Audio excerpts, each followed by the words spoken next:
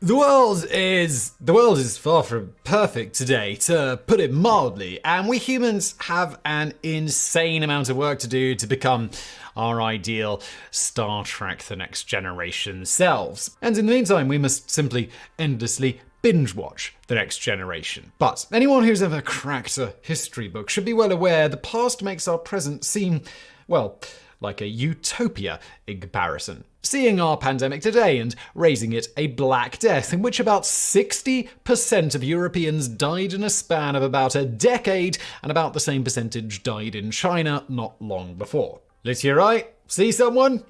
Probably dead.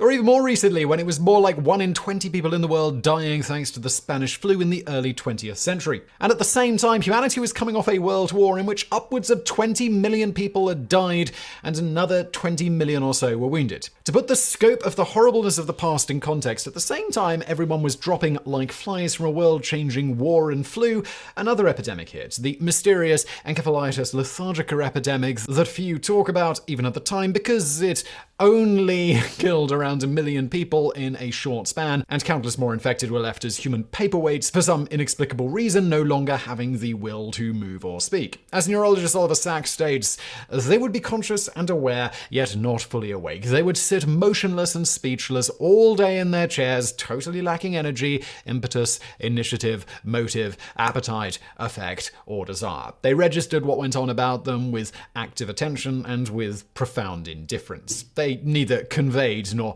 felt the feeling of life. They were as insubstantial as ghosts and as passive as zombies. Of course, beyond any disease, we feel this would be a perfectly reasonable reaction to living in the past, which was, and we can't stress this enough, it was just the worst. And don't even get us started on infant mortality rates, polio, tuberculosis, syphilis, etc., etc., etc., and I could etc. those etceteras, or even having to go to the doctor at all before relatively recently, in which the medical professional might just treat you by shoving a pipe up your yin-yang while blowing hot smoke up in your goodies. At the same time, the leeches were doing their work up above, and the mercury they gave you to guzzle was saying hi to all of the lead that was in your system.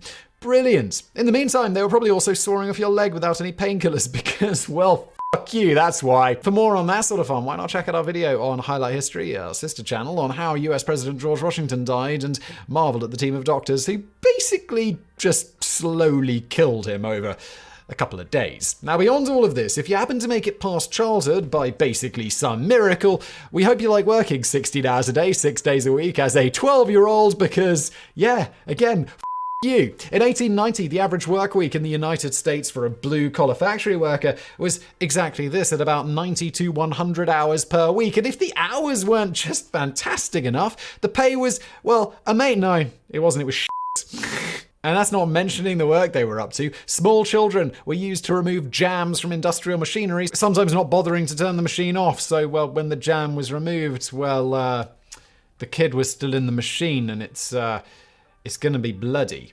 On that note, for those who didn't get crushed by machinery, well, as 19th century British teenager Isaac Tipton, who started in the coal mines at 7 years old, working 12 hours a day, 6 days a week, well, he said that he was regularly beaten by the older miners, but, quoting, "I deserved it." Good for you, Isaac.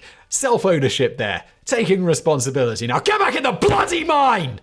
Lest you think we're making any of this up or it's just hyperbole, well, do stay tuned for the bonus fact section in a bit, or check out our Brain Food Show podcast episode about Charles Dickens' Sledgehammer for the Poor Man's Child, in which day-to-day work in industrial Britain is discussed in all its macabre detail, including how many thought all this dying among the plebeians was a good thing for society. The impetus for Scrooge's famous remark, if they would rather die, they had better do it and decrease the surplus population. Now, this was a popular idea among the educated in Britain at the time, stemming from the famous 1798 an essay on the principles of population. Again, more on this and the significance of that Scrooge line in the bonus facts in a bit. In any event, beyond rampant disease, doctors, and your typical work week and environment, if you were a woman before basically almost literally any point in history right now, well, That's precious. And not to be a broken record here, but on this one, go check out our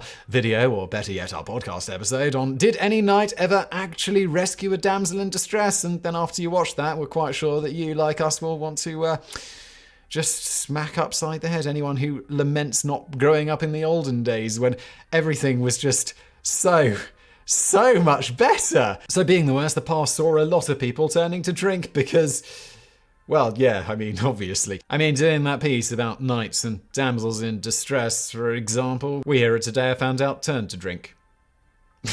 Naturally, alcohol being a popular escape from reality, the most imbibed in, this little pleasure needed to be taken away, and so it was that in the United States, the 18th Amendment was ratified on January the 16th, 1919, with the subsequent Volstead Act enacted to implement it, all with relatively widespread support, even among many who imbibed. As famed performer Will Rogers joked about the Southern prohibitionists, the South is dry and will vote dry. That is, everybody sober enough to stagger to the polls. Of course, not content with simply banning alcohol from a practical standpoint, the US government, no doubt remembering the past is the worst, thought they should up the stakes and simply cull away those who continued to drink anyway to get rid of those dirty drinking undesirables. This all finally brings us to that time that the United States government intentionally poisoned various alcohol supplies they knew would ultimately be drunk by citizens, killing a rather conservative estimate of 10,000 people in the process, with some estimates putting the figure at closer to 50,000, along with countless tens of thousands more who survived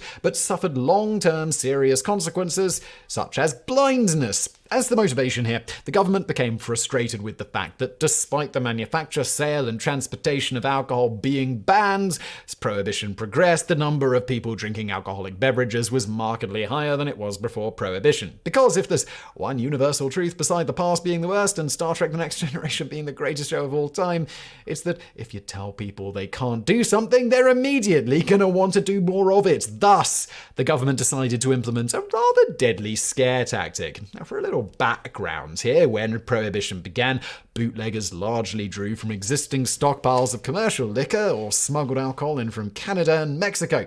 But when these supplies began to dry up, they turned to alternative sources such as homemade moonshine and industrial alcohol. On the latter, going back to 1906 in the United States, it had become mandated that industrial alcohol include elements to make it unpalatable for consumption to get around the need for the normal taxation on alcohol meant for drinking. The denaturing process at this point caused little stir, as other alcohol sources for consumption were plentiful and nobody was drinking the poison stuff. When these legal sources dried up, however, during Prohibition, bootleggers began turning to these slightly tainted sources, attempting to renature the alcohol, while others simply sold denatured alcohol straight to customers, known as smoke. This could be purchased for a few cents a glass at seedy establishments called smoke joints, with, well, occasionally tragic results, such as when methanol was the denaturing additive of choice rather than just something to make the alcohol smell or taste bad. Methanol and ethanol taste and smell identical, making it impossible for the victim to tell them apart. When ingested, methanol is acted upon by two enzymes which break it down first into formaldehyde and then to formic acid, which in turn attacks the optic nerve, leading to blindness. The acid also shuts down respiration at the cellular level, eventually leading to unconsciousness and death. With an estimated 60 million gallons of industrial alcohol sold annually in the 1920s to be later renatured and sold as drinkable alcohol, the government under President Coolidge decided to up the stakes a little bit and make some of the denaturing formulas much more lethal. The new formulas, of which around 70 or so were put into place, increasingly became more and more deadly as time went on, such as adding a much higher ratio of methyl alcohol, along with other chemicals added such as kerosene, brucine, gasoline, benzene, cadmium formaldehyde, chloroform, carbolic acid, acetone, and many others that were difficult for the bootleggers' chemists to get out when they renatured the alcohol. As time went on, the formulas continued to evolve in a so-called chemists' war between chemists hired by bootleggers to figure out how to get rid of all the toxic elements added in by their more law-abiding chemist counterparts. So, What was the result after this new, more deadly denaturing ramp-up program was put into effect? As an example, in 1927 in New York alone, about 500,000 gallons of bootleg liquor were seized by the US Treasury Department, a whopping 98% of which was found to contain at least some level of highly toxic methyl alcohol. The practical result was that the holiday season previous when this ramp-up went into effect meant around 1,200 people in New York City alone became hospitalized from this poisoned alcohol, of which about 500 perished. After the first several hundred people died shortly after the new denaturing process was released around Christmas, health officials were outraged and the news media picked up the story as intended in the first place to make for a maximally effective scare tactic. Unfortunately, the government's plan didn't quite work from that point on. You see, nobody seems to have bothered stopping drinking just because the alcohol they drank might be from one of these poisonous sources. As the death toll began to ramp up to the thousands and many thousands more suffering blindness and other such long-term effects, public debate on the matter became heated, to put it mildly. Now, to be clear, the various governments of the world still require denaturing of alcohol that is not for oral consumption, and the standard requirement of at least 10% methyl alcohol is in effect in most countries. Now, this isn't really a problem anymore because people have much better ways of getting their alcohol than trying to deal with denatured alcohol. The problem at the time was that the government knew full well that people would be drinking this poisoned alcohol, and they hoped the deaths that resulted would scare other people away from drinking. Further, it was clear that it wasn't scaring anyone away from drinking, and literally thousands were dying per year across the country, with significantly more severely sickened. They kept the program going anyway, though it was hotly debated in Congress. On one hand, as New York City's medical examiner Charles Norris outlines, the government knows it is not stopping drinking by putting poison in alcohol, yet it continues its poisoning processes, heedless of the fact that people determined to drink are daily absorbing that poison. Knowing this to be true, the United States government must be charged with the moral responsibility for the deaths that poisoned liquor causes, although it cannot be held legally responsible. Norris also noted that those who were getting sick were primarily the less affluent of the country, as those with money could simply secure better quality alcohol, whereas those who were left dying or blind or the like were primarily, to quote him, those who cannot afford expensive protection and deal in low-grade stuff. Senator James Reed of Missouri chimed in all of this, stating, "Only one possessing the instincts of a wild beast would desire to kill or make blind the man who takes a drink of liquor,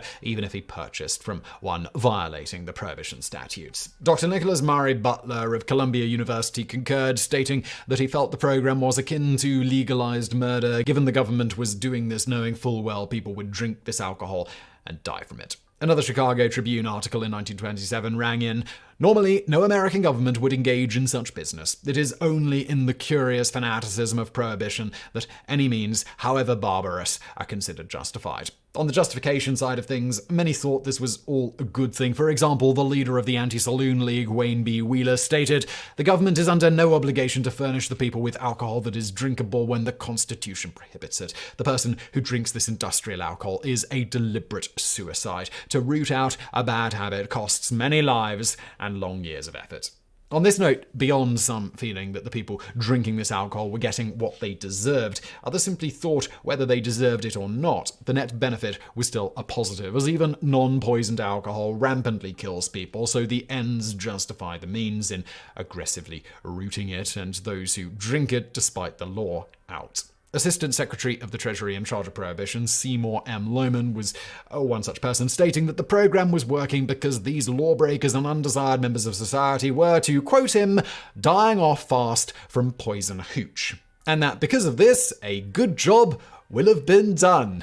You psycho. For a little more context here, it should be explicitly mentioned that many in this era found the notion of eugenics to be a good thing overall, and at the time eugenicists in the US and elsewhere in the world were performing forced sterilization of the poor, sick, criminals, prostitutes, as well as forced abortions of pregnant women of ill repute or who were seen as inferior based on certain traits. Even the likes of President Theodore Roosevelt, one of the greatest humans in history and incredibly forward-thinking when it came to race and sex and simply judging a person based on their character and merits and nothing else, was a supporter of eugenics. Roosevelt said of this, "I wish very much that the wrong people could be prevented entirely from breeding, and when the evil nature of these people is sufficiently flagrant, this should be done. Criminals should be sterilized, and feeble-minded persons forbidden to leave offspring behind them." Other famed supporters of eugenics included the likes of Winston Churchill, Margaret Sanger, H.G. Wells, George Bernard Shaw, John Harvey Kellogg, and of course, most infamously, Adolf Hitler, among countless others. This movement was spurred on and given its name by Sir Francis Galton in 1883, inspired by Galton's half-cousin Charles Darwin's work.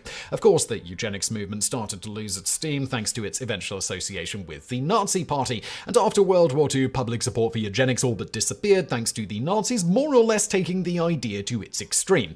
But in the era of Prohibition, many still felt eugenics was a great idea, and these sorts of deaths of drinking individuals were just benefiting society long-term by culling undesirables. And so it was that, while exact figures are impossible to nail down for countless reasons, it's estimated that a minimum of 10,000 US citizens ultimately died from this program, with perhaps hundreds of thousands more becoming severely ill from it. And speaking of countless reasons, it's difficult to nail down exact numbers. If this tainted alcohol wasn't bad enough, around the same time all of this was happening, another epidemic of sorts swept the nation because of Prohibition, a rather curious so-called disease that left an alarming number of patients paralyzed in the lower legs, making them unable to straighten their feet and causing them to walk with a bizarre, slapping gait. At first, doctors suspected polio or Guillain-Barré syndrome, an autoimmune disorder affecting the nervous system, but tests of the victim's spinal fluid ruled these out. Dr. W.H. Miles, health officer for Oklahoma City, along with his assistant, Dr. Ephraim Goldfein, began to suspect some new form of alcohol poisoning. However, unlike the aforementioned alcohol poisoning, the strange paralysis exhibited by Dr. Miles and Dr. Goldfein's patients was something completely new. After tracking down and investigating more than 60 cases, the pair soon noticed an intriguing pattern. All the victims were regular users of Jamaica Ginger, a popular brand of patent medicine. For the uninoculated, patent medicines were a type of proprietary cure-all sold over the counter in most drugstores. These could contain all sorts of substances, including herbal extracts, opium, alcohol, cocaine, turpentine, and mineral oil, but not, strangely enough, actual snake oil. But one ingredient nearly all brands had in common was copious amounts of alcohol, up to 90% in certain cases. This naturally made patent medicines a popular source of alcohol. Jamaica Ginger was especially popular among poor laborers in the South, boasting a 90% alcohol content and costing only 35 cents a bottle. It was typically mixed with soft drinks at soda fountains to help cut down its strong, bitter flavor. Among drinkers, the concoction was commonly known as Jake, and the paralysis it caused soon became known as Jake Leg or Jake Walk. But while the link between Jake consumption and paralysis was convincing, it was also puzzling. Jamaica Ginger had been sold since 1863 without any negative effects. So what had changed? Well, the case was taken up by chemists Maury Smith and Elias Elvolve of the National Institute of Health, who began testing various brands of Jamaica Ginger to find the causative agents. Strangely, they found a rather curious substance, tricresyl phosphate, or lindol, a plasticizer commonly used in paints and varnishes. While commonly thought to be non-toxic at the time, Smith and Elvolve's experiments revealed that it was in fact a powerful neurotoxin, with even small amounts inducing paralysis in chickens and cattle within 7 to 16 days. But how had the substance made its way into Jake? As Smith, Elvolve, and other NIH staff pursued the investigation, the full story began to emerge. Recognizing Jamaica Ginger as a potential source of illicit alcohol, in 1921, the United States Pharmacopoeia had mandated that all extracts sold over the counter contain a certain percentage of ginger oleoresin, meant to render it unpalatable. To ensure compliance, Department of Agriculture agents would randomly test samples by boiling them down and weighing the solid residue that remained. But soon, dozens of knockoff manufacturers appeared and began replacing the ginger extract with castor oil, molasses, glycerin, and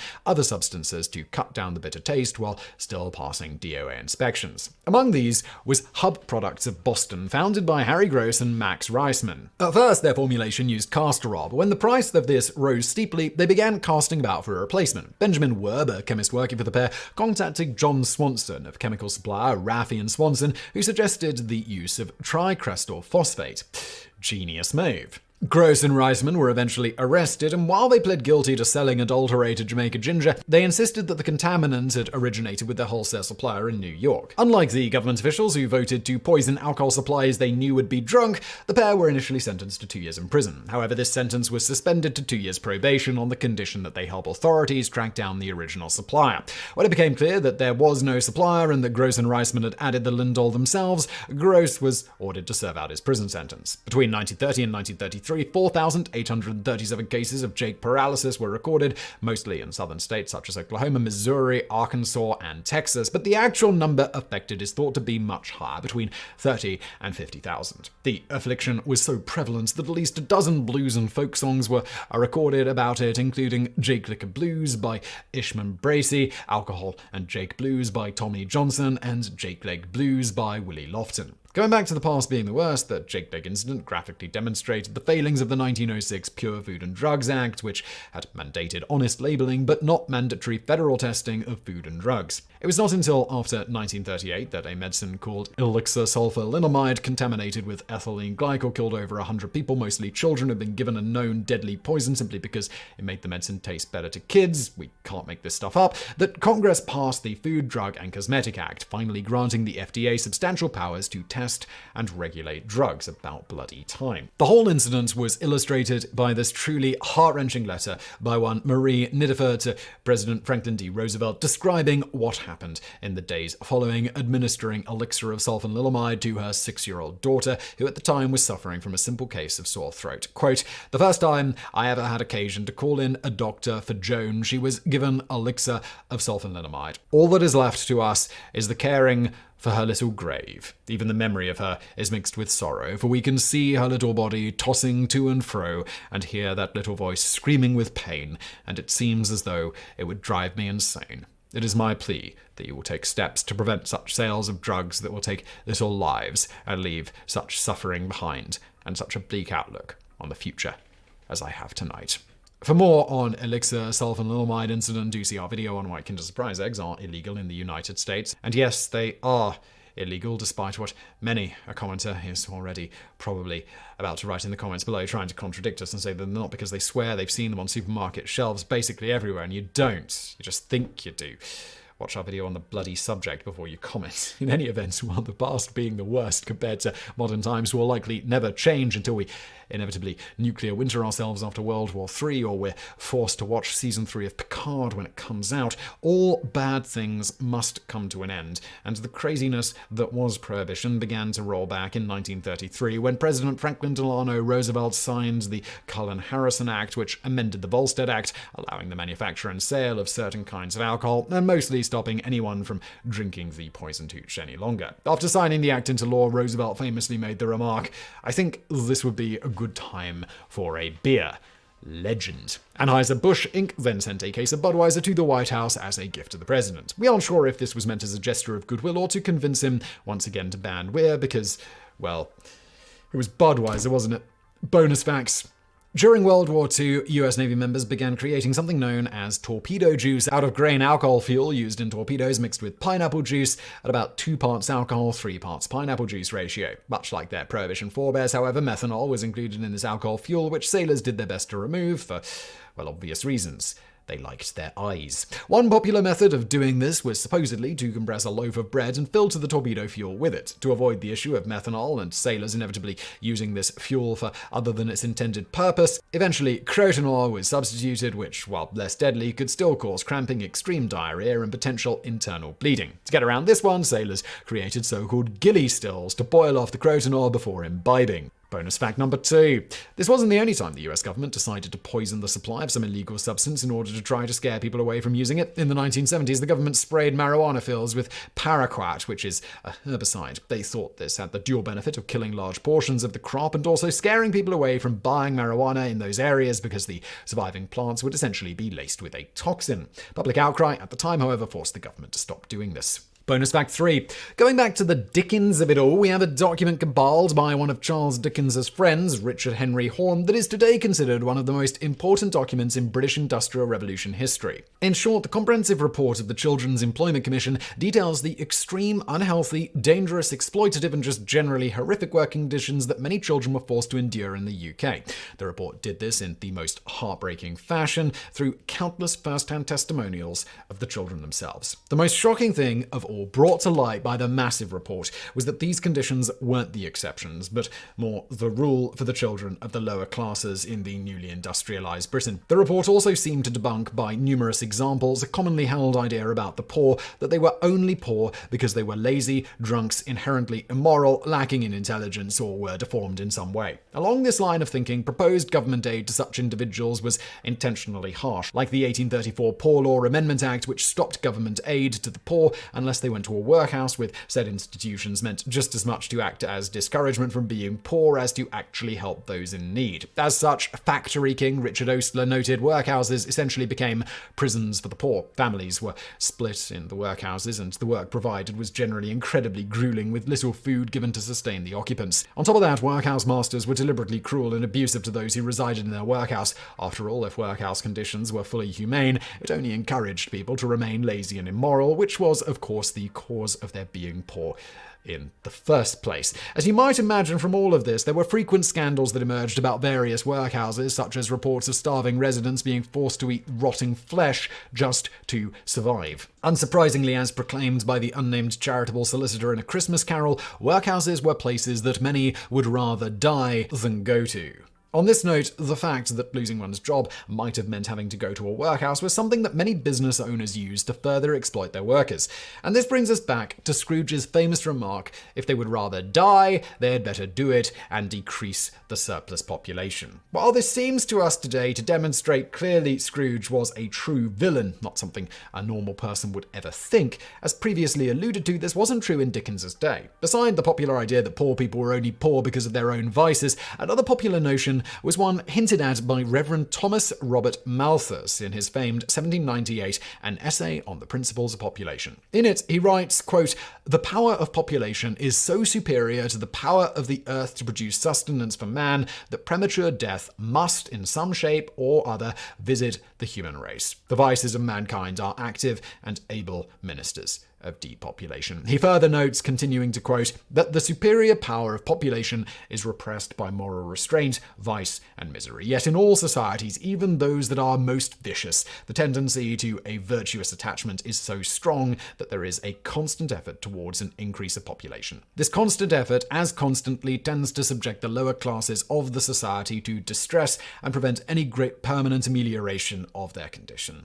His main overarching point here was that overpopulation would inevitably lead to lower wages and worsening work conditions via more workers available, while simultaneously scarcity of food would result in said sustenance becoming more expensive. The ultimate result of all of this would be famine and disease as the population swelled beyond what could be adequately sustained by available resources. Eventually, this rise in famine and disease would see the population decrease, reducing instances of famine, disease, etc. Doing anything to stop the natural population die off of the impoverished, like giving widespread government aid to poor people, would only serve to make the problem worse for everyone by keeping more people alive and breeding. Thus, in this view, laws that sought to help poor people in reality helped no one when looking at the big picture, and indeed hurt society as a whole. Many among the upper classes in Britain and elsewhere at the time took this idea and ran with it. It's no surprise then that Scrooge's remark that it was best for the poor to die and decrease the surplus population is generally thought to be directed towards many who are using ideas in Malthus's Principles of Population to morally justify not helping those in need in the present day. This, of course, is an argument Dickens vehemently abhorred, in no small part because of his own childhood and what would have been his likely lifelong fate if not for a timely death of a relative which ultimately rescued him. As such, in his A Christmas Carol, which he called a sledgehammer for the poor man's child, he took a moment to explicitly condemn people spouting Malthus's Principles of Population when the Ghost of Christmas Present states, "Man, if man you be in heart, forbear that wicked cant until you have discovered what the surplus is and where it is. Will you decide what men shall live, what men shall die? It may be that in the sight of heaven you are more worthless and less fit to live than millions like this poor man's child. O God, to hear the insect on the leaf pronouncing there is too much life among his hungry brothers in the dust."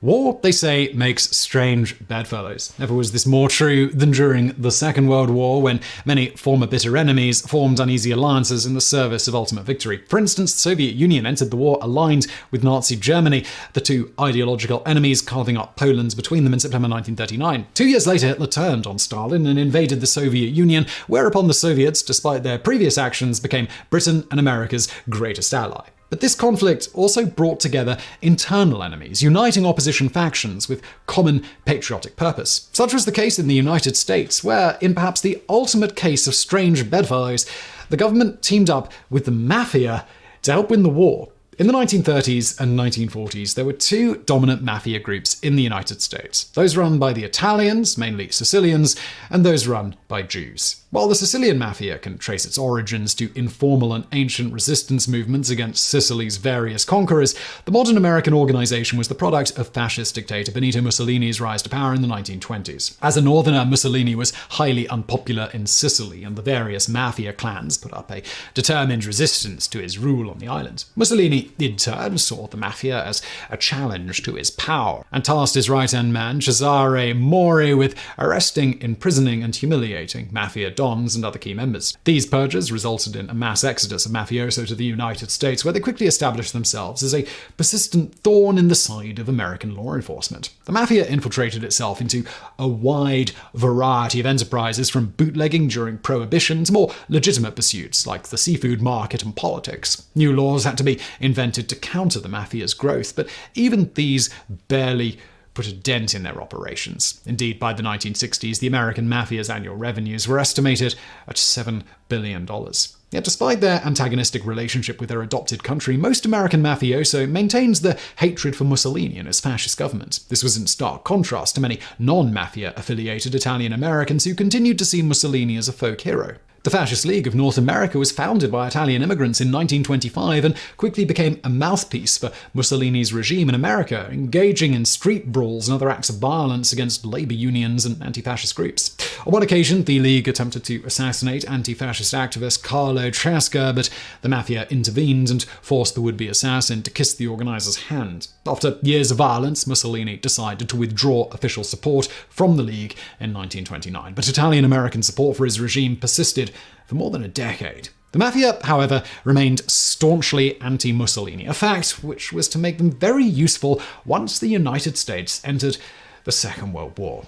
In many American cities, Italian immigrants lived side by side with large Jewish communities, composed mainly of immigrants who had fled persecution in Eastern Europe. This community also spawned a variety of organized criminal groups, which inevitably clashed with the Italian Mafia over territory. Over time, however, the two groups drew closer together and began collaborating on various criminal activities. One relationship that epitomized this growing bond was between Italian mafioso Charles Lucky Luciano and Jewish gangster Meyer Lansky in New York City. In the late 1920s, as the Mafia began to coalesce in New York, Luciano found himself working closely with a Sicilian mafioso who had escaped Mussolini's purges. Having many Jewish friends and colleagues, including Lansky, Luciano quickly grew tired of the older mafioso's rabid anti-Semitism and old-world values. In 1930, Luciano decided to purge the Mafia of its old guard during an ongoing power struggle known as the Castelmarese War. This war resulted in the creation of the Italian Mafia, as we tend to think of it today, consisting of 5 New York families: Luciano, Mangano,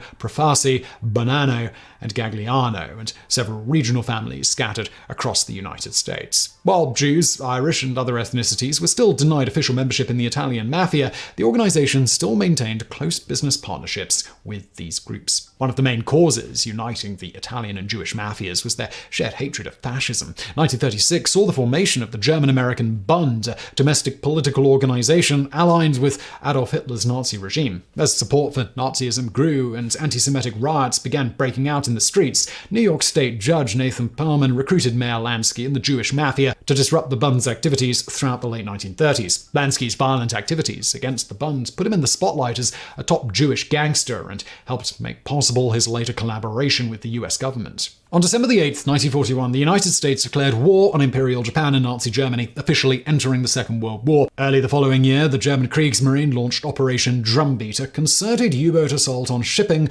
just off the American coast. On February 9th, the French ocean liner SS Normandy caught fire and capsized in New York Harbor while being converted to a troop ship, while a few months later the FBI apprehended a ring of German spies and saboteurs who had been landed by U-boats on Long Island. US naval intelligence suspected that saboteurs had set fire to the Normandy and were helping to refuel the U-boats operating offshore using small boats. It was quickly becoming clear that criminals or not, the people running America's East Coast ports could not be ignored. In the spring of 1942, naval intelligence launched Operation Underworld under the direction of Captain Roscoe C. McCall and Lieutenant Commander Charles Radcliffe Haffenden. The operation set out to infiltrate the dock workers, but this proved difficult without Union connections. McCall and Haffenden thus arranged a meeting with Joseph Sox Lanza, a capo in the Luciano crime family and head of the Seafood Workers Union in Fulton Fish Market. While Lanza was willing to help the authorities, his authority was limited to the fish market. If the government wanted to infiltrate other unions, he said, they would need to talk to Lucky Luciano himself. But there was one small problem. At that time, Luciano was serving a 30-year sentence at Dannemora Prison in upstate New York, having been convicted for compulsory prostitution in 1936. All attempts at appeal had failed, making it likely that he would remain in prison for life. Though Luciano continued to run his empire from prison with the help of intermediaries like Mayor Lansky and Frank Costello, he longed to leave Dannemora, likening its isolation and cold climate to Siberia. The coming of the war and the problem of sabotage in American harbors seemed to bring the opportunity for escape that he'd been waiting for. Following a meeting with Lansky and naval intelligence, Luciano agreed to help the government by convincing various elements of the Italian-American community to side against the Axis powers. Naval intelligence officers were allowed to infiltrate dock workers' unions and hotels, bars, and clubs that were frequented by suspected spies, while the Mafia kept an eye out for saboteurs and broke up strikes that might interfere with the war effort. Navy agents even performed occasional collection tasks for the Mafia to keep up appearances. During all this, the government agreed to transfer Lucky Luciano to a prison in a warmer climate close enough to New York City to help facilitate the Mafia's cooperation with naval intelligence. While the Navy made it clear to Luciano that this was not a quid pro quo deal and that his prison sentence would not be commuted, Luciano, driven by his hatred of fascism, gave his full cooperation and helped keep the dock workers in line for the remainder of the war. That, anyway, is the official version of events. However, in Luciano's and Mayor Lansky's memoirs, both men claimed that Luciano was actually playing naval intelligence from the start. According to these accounts, Luciano had offered his services to the Navy much earlier in the war, but his advances were ignored. Wanting to stage an act of sabotage in order to attract the Navy's attention, Luciano turned to enforcer Albert Anastasia, who suggested burning the Normandy. Official records suggest that the Normandy fire was the main event which drove naval intelligence to approach the Mafia, indicating that they played directly into Luciano's hands. However, Luciano's memoirs are known to be riddled with exaggerations and misinformation, and it is far more likely that the fire was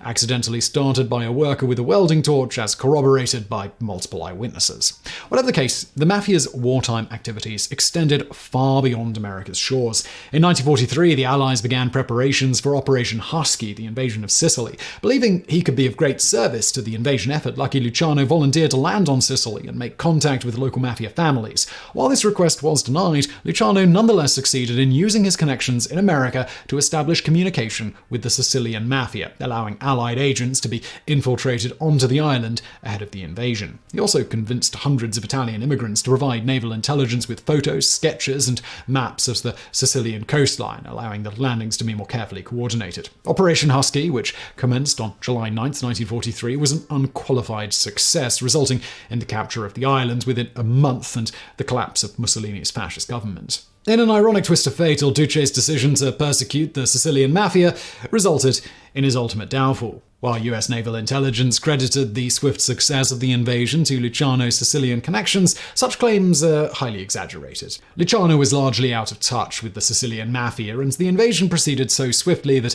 any connections he did have would have likely had little impact on the final victory. While Luciano did play a key role in the invasion, his contributions were largely limited to providing intelligence on the Sicilian coastline. Despite this, and the Navy's insistence that he would not benefit from his collaboration, after the war, Luciano cited his wartime activities in an attempt to appeal his prison sentence. Naval intelligence repeatedly denied Luciano's claims until the Manhattan District Attorney's Office investigated and found them to be true. In 1946, Luciano was deported to Sicily under threat of imprisonment if he returned to America. The US government's collaboration with the Sicilian Mafia continued in the post-invasion years through the formation of the Italian Republic in 1946. While the Sicilian Mafia held different positions on Sicily's independence from Italy at first, the Mafia eventually played a role in quelling separatist and communist agitation. Meanwhile, Lucky Luciano enjoyed the boost to his reputation, but not his new life in Sicily, desperately yearning to return to America. In 1946, Meyer Lansky brought him to Cuba, where he opened a casino and resort and managed his old empire from closer to home, activities which inspired the plot of The Godfather Part 2. After barely a year in Cuba, however, Luciano was arrested and deported back to Italy,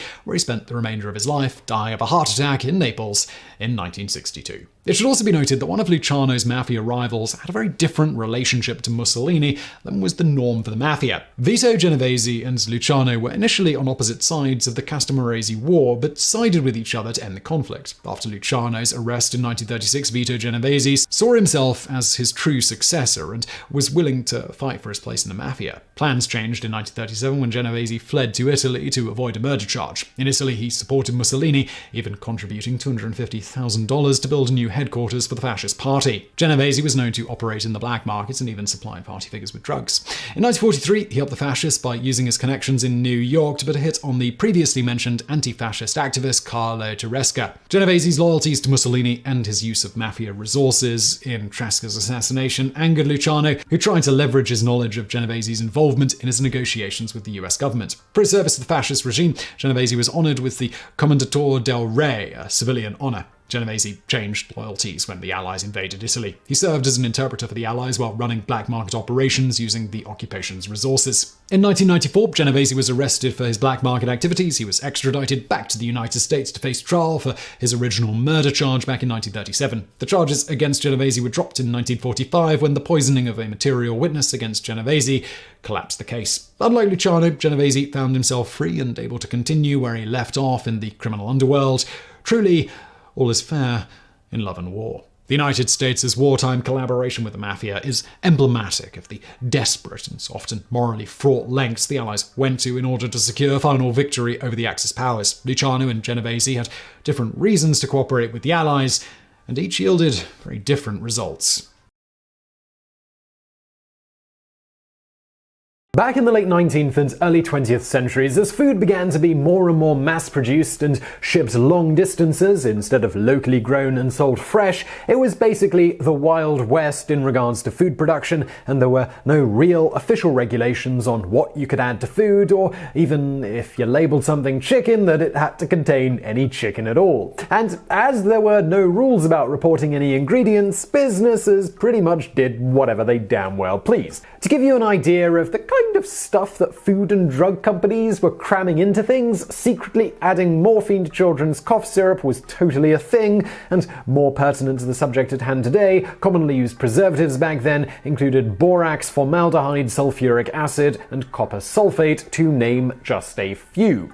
It also wasn't uncommon to use lead for coloring candy, or to do things like grind up various organs and scraps from animals and sell it as chicken meat. There were also people grinding up white rocks to fill out flour, and also they used sawdust, charcoal, and ground up charred animal bones to fill out coffee grounds. As an example of how widespread selling a product as one thing when it was actually something else was, in one experiment conducted by the hero of the hour, Dr. Harvey Wiley, his team found that 9 out of the 10 maple syrup brands sold in Indiana did not actually include any maple syrup in their supposedly pure maple syrup product. By the turn of the century, the state of the food industry, it had become a major cause for concern in terms of public health, but nobody was really bothering to do anything about it. And this is where Dr. Wiley enters the picture with his hygienic table trials. The experiments, they were designed to test the safety of various preservatives that were commonly used by the food industry at the time. Although they began in 1902, Dr. Wiley had been petitioning the government to conduct such experiments for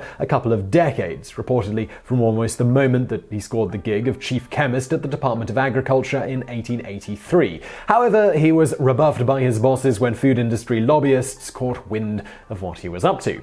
Finally, in 1902, though, Wiley was given about $5,000 which is about $143,000 today, and permission to do whatever was necessary to test the safety of various food preservatives. Permission in hand, he set out about finding 12 volunteers for a series of experiments that the media would come to dub the Poison Squad trials. While you might think finding volunteers to potentially ingest something harmful to the human body would be difficult, Dr. Wiley would later note that he was inundated with requests from men, women weren't allowed to take part in the experiment, who wanted to join. For example, in one letter, the individual in question wrote, "Dear Sir, I read in the paper of your experiments on diet. I have a stomach can stand anything. I have a stomach that will surprise you. I'm afflicted with 7 diseases, never went to a doctor for 15 years. They told me 15 years ago that I could not live 8 months. What do you think of it? My stomach can hold anything." Of course, it also helped that Wiley was also offering a bit of pay for the gig and providing free lodging and prepared meals for a minimum of 6 months, with the person otherwise able to go about their normal life. Owing to the nature of the experiment, volunteers were expected to be in perfect health, and during their time taking part, they were given the best medical care that money could provide. In return, all the volunteers had to do was eat whatever Wiley put in front of them and agree not to sue him or the government if they suffered serious complications. The general method used to ensure safety and figure out if the doses in common products were bad was to start with ultra-low doses and slowly ramp up over time until the subjects started having adverse effects, if they had any. As for the experiments themselves, they began by establishing a baseline for vitals on each subject over the course of a few weeks, and then the fun began. They started with borax, which was commonly used to preserve meat at the time. Initially, the plan was to add the borax to the food, but Wiley quickly noted that as the dosage ramped up, the volunteers started avoiding anything the borax was added to due to its strong metallic taste. Thus, he simply began giving volunteers a capsule full of borax at the end of each meal instead. To keep track of any and all effects the borax had on the volunteers, their vital signs were carefully measured several times a day, and they were forbidden from eating any outside food so as to not contaminate the findings. Each man's poop and pee was analyzed extensively, and every volunteer was given a medical satchel containing various vials and containers they were asked to do their business into during their day-to-day lives away from the house that the experiment was taking place in. The effects of the borax were noticed within weeks, with volunteers complaining of everything from headaches to depression, and symptoms got more and more severe as time went on. That said, for the most part, volunteers, who were occasionally rotated out when transitioning to a new substance to minimize the chances of long-term health problems, remained in good spirits for the 5 years that the experiments took place. Notable exceptions to this were a few months into the borax experiments, when volunteers briefly went on strike due to symptoms becoming severe, as well as when they did trials that involved formaldehyde. At the time, formaldehyde was commonly used as a preservative in various dairy products, but caused such debilitating illness in volunteers almost right away that Wiley cut the experiment short out of concern for their safety. Other than this, the group that the media would come to dub the Poison Squad seemed to enjoy the experiments, and some of the things they tested didn't have any apparent adverse effects. One of the substances which didn't cause any effects was sodium benzoate, which made for a rather pleasant few months for that set of volunteers. To add a touch of class to the proceedings, volunteers would dress in formal attire for evening meals, which, in addition to making these meals seem fancy, made for excellent publicity shots which appeared in papers across the country alongside stories discussing the details of the experiments. These stories were immensely popular with the public, particularly when the substances were causing ill effects. The food industry, however, they were less enthusiastic with the findings, which showed a lot of the then commonplace preservatives were, in fact, really bad for you. Thus, they used their collective might and political sway to suppress papers Wiley wrote on the experiments. These efforts were ultimately fruitless, however, as Wiley saw to it that his reports got leaked to the press anyway.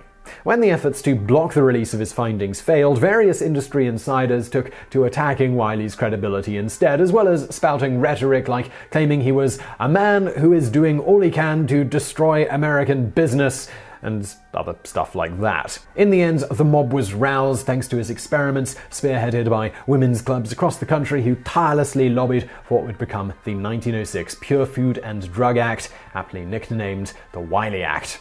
This act, among other things, put in place rules regarding listing ingredients on labels so consumers could know, at least to some extent, what they were actually getting. The idea at this point was not so much to regulate the industries directly, but rather increase transparency so the consumers could decide whether they wanted to drink something that used formaldehyde as a preservative. This act, however, still left an amazing amount of wiggle room for various companies to exploit, culminating in the infamous elixir sulfanilamide incident that condemned 107 people, most of whom were children, to a slow and excruciating death thanks to the company involved adding a known highly poisonous compound to their product simply because it helps the main ingredient dissolve well in the mixture.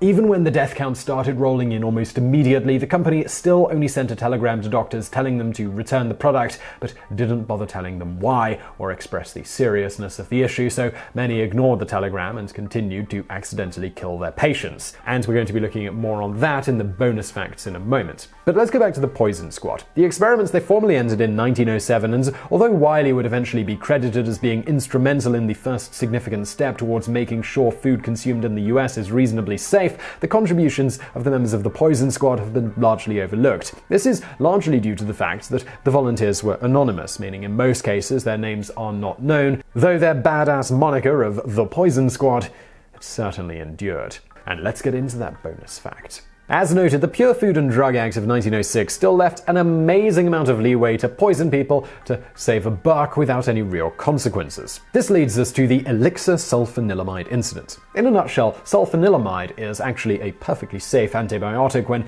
administered properly, and was used, among other things at the time, to good effect at treating streptococcal infections. However, in an attempt to create a liquid version of the drug, it normally came in a powder or tablet form. The lead chemist at S.E. Massengill Company, Harold Cole Watkins, mixed it with diethyl glycol, commonly used today as antifreeze and as a solvent. At the time, it was known that diethylene glycol was highly poisonous to humans, most notably causing kidney failure, but Watkins did not know this when he decided to use it in the company's elixir. He chose it because of how well sulfanilamide dissolved in the substance and because it also tasted slightly sweet, making it particularly good for getting children to take their medicine. In this case, even animal testing would not have been required to discover the substance was toxic. Watkins would have merely needed to do a surface-level look into the compound, with several previous published studies noting diethyl glycol, even in relatively small doses, would cause kidney damage and potential failure of said organ. But no such due diligence nor testing to determine the safety of an elixir before putting it on the market was required at the time.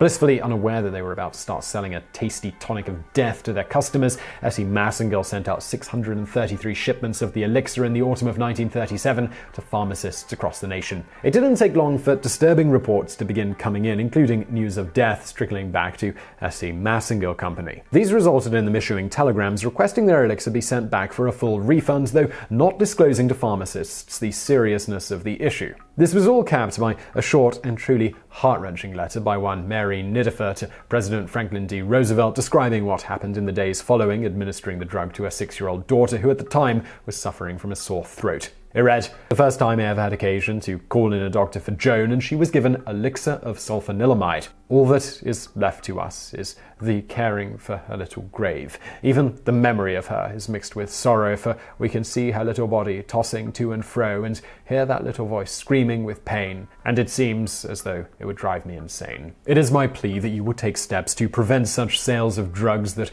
will take little lives and leave such suffering behind, and such a bleak outlook on the future as I have tonight." As for Dr. Samuel Evans Massengill, who owned S.E. Massengill Co., he responded to the many dozens of deaths caused by his company's negligence by issuing the following statement. "My chemists and I deeply regret the fatal results, but there was no error in the manufacture of the product. We have been supplying a legitimate professional demand, and no one could have foreseen the unlooked-for results. I do not feel that there was any responsibility on our part." Needless to say, when all of this came to light, the public were more than a little outraged with S.E. Massengill's somewhat brazen statement that his drug company wasn't responsible for making sure their products weren't simply poison at the recommended dose before they sold them. To add to the tragedy, it appears that Harold Watkins did not quite have the clear conscience of Dr. Massengill, with Watkins sadly committing suicide not long after it came to light that his error had resulted in the deaths of over 100 people. In the end, the elixir sulfanilamide incident was the final straw, spurring an upgrade to the Pure Food and Drug Act of 1906 in the form of the 1938 Federal Food, Drug and Cosmetic Act to hopefully prevent such a tragedy from occurring again. Among other things, the act required that for the first time in US history, drug makers had to demonstrate to the FDA that drugs were reasonably safe before they could be marketed to the public. It also set standards for how different kinds of food should look and be packaged, and specified legal maximums for certain poisonous substances that were commonly added to food and drink at the time. Alright, so the M247 Sergeant York was officially designated as a self-propelled anti-aircraft gun, but was, for all intents and purposes, a tank chassis with an anti-aircraft gun attached to the top. The vehicle was named for one Alvin York, a famous and highly decorated World War I hero who captured over 100 German soldiers pretty much single-handedly. Unfortunately for the US taxpayers, who spent just shy of $2 billion on it, which by the way is $4.8 billion today, or humorously enough, after appropriately adjusting for inflation to make the dollar values match, about 1/11 of what the entire Apollo program cost. Indeed, the final version of the weapon ended up being so useless, its automatic targeting system couldn't distinguish between a toilet vent fan and a jet plane. The vehicle itself, it also couldn't keep up with the tanks that it was designed to protect, and it was made obsolete by advances in enemy weaponry only after a few dozen faulty units were made. And in the video today, well, we're looking at the story of the forgotten M247.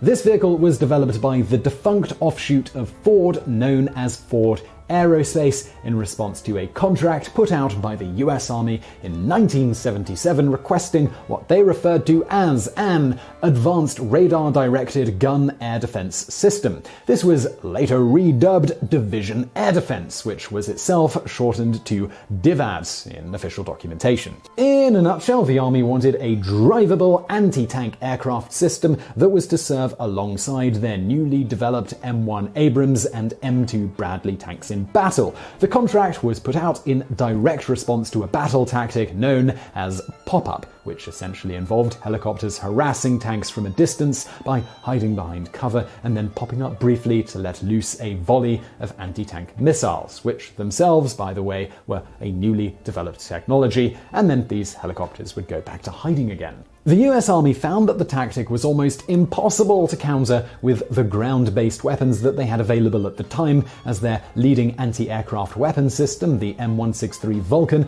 only had a range of 1.2 kilometers, which is 3/4 of a mile, while newly developed anti-tank missiles such as the MK-114 Shaturm used by the Soviets could hit from a range almost 5 times greater than that. To add insult to injury, the Soviets had no problem countering the pop-up attack method thanks to their ZSU-23 Forshika, which is essentially what the United States wanted to copy. To minimize production time and cost, the Army specified that the basis of the newly developed system had to be mounted atop an M48 Patton tank chassis, something the Army had in great surplus. Further, the system had to more or less use off-the-shelf parts rather than anything being developed from scratch. As for the capabilities it was supposed to be able to keep up with those M1 and M2 tanks and also be able to lock on to any target within 8 seconds, all with a minimum 50% chance to hit a target from 3 kilometers, that's 1.9 miles away, with a single 30-second volley. It also had to be able to continually track up to 48 moving aerial targets, automatically identifying enemy aircraft and intelligently prioritizing which should be shot down first. All the gunner had to do was then select the target from the generated list and fire away. Several companies responded to the request with proposed systems, with the Army ultimately narrowing it down to 2 entrants, one developed by Ford Aerospace and one by General Dynamics, with both companies being given $79 million to develop prototypes. After extensive testing of 2 prototypes made by each company, in which General Dynamics reportedly shot down 19 drones versus Ford's 9, they were awarded the contract. As you might have guessed, that decision was slightly controversial, not just because the General Dynamics prototype outperformed Ford's by a considerable margin, but because, unlike every other entrant, the M247 used more costly 40mm shells instead of the 35mm ones, which were extensively used by NATO at the time. Rumor had it that Ford stood to make more money from the use of the 40mm rounds due to a business deal they had with the manufacturer. However, there may have been reasons for the Army to prefer the 40mm rounds because it had a proximity sensing fuse built into it. Well, whatever the case, Ford Aerospace, they won the lucrative contract and began immediately to produce M247s in 1981. And it is at this point that the hilarity ensues. Every M247 Ford produced had problems, mainly centered around their automatic targeting system. This ultimately led one soldier to speculate that the only way the M247 would manage to take out an enemy would be by driving over the top of it. As an example of some of the issues here, in 1982, Ford was set to demonstrate the M247 to a gathered crowd of VIPs and military brass. However, the moment the M247 tracking system was turned on, it immediately targeted the stands where all these important people were gathered, resulting in complete chaos as those present trampled over one another to get out of the way. Of course, the M247 required the operator to tell it to fire, so there was no real danger here, but one can imagine that staring down a pair of 40mm cannons in a live demo would be a tad terrifying. After a while, the engineers thought they'd managed to fix the issue and the demo resumed, only to see the M247 shoot into the ground rather than the drone target that it was locked onto. In the aftermath, a Ford Aerospace executive claimed the glitch had been caused by the M247 being washed before the demonstration, which damaged the targeting system. This explanation didn't sit well with the military brass or the many journalists present, one of whom, Greg Easterbrook, mused that perhaps Ford Aerospace didn't realize that it rained in Europe where the M247 was to be deployed. Other problems with the M247's targeting system included its seeming inability to tell the difference between helicopters and trees, and its penchant for locking onto random other ground-based objects as threats. The most infamous example of this was that time an M247 ignored a passing drone it was supposed to be targeting and instead locked onto a nearby latrine exhaust fan, marking it as a low-priority, slow-moving target.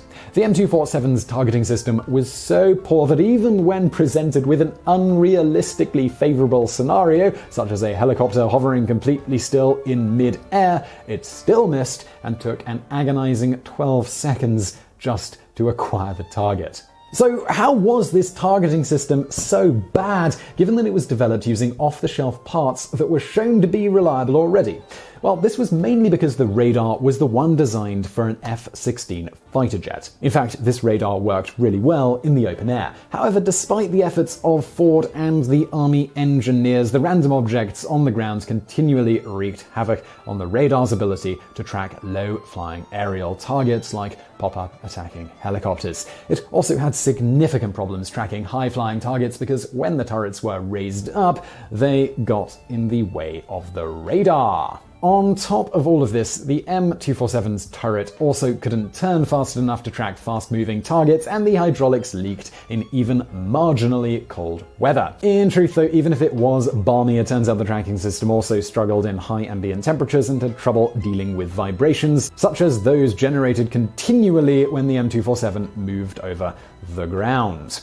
Another major problem, as previously mentioned, was that the M247's top speed wasn't sufficient to keep up with the M1 and M2's cruising speed, meaning it literally couldn't drive fast enough to travel with the things that it was specifically designed to protect. You might at this point be thinking that that one's on the Army because they're the ones that made Ford use the M48 Patton tank as the base, and that's not an entirely unfair thought. However, it should be noted that the M48 was previously capable of keeping up here, but Ford added about 17 tons to the original 45 in their modifications of the turret, making the tank much slower than it had previously been. Despite all of these problems present in the units that were being delivered, the Army continued to pump money into the project, mostly because there wasn't a backup option and there was a seriously pressing need for this kind of weapon. However, rumors of the Army faking positive results for the M247 via putting it in unrealistically favorable conditions, such as hovering the drones and attaching radar reflectors, including Oregon State Representative Dennis Smith going so far as to publicly accuse them of this, ultimately led to something of an inquiry on the matter.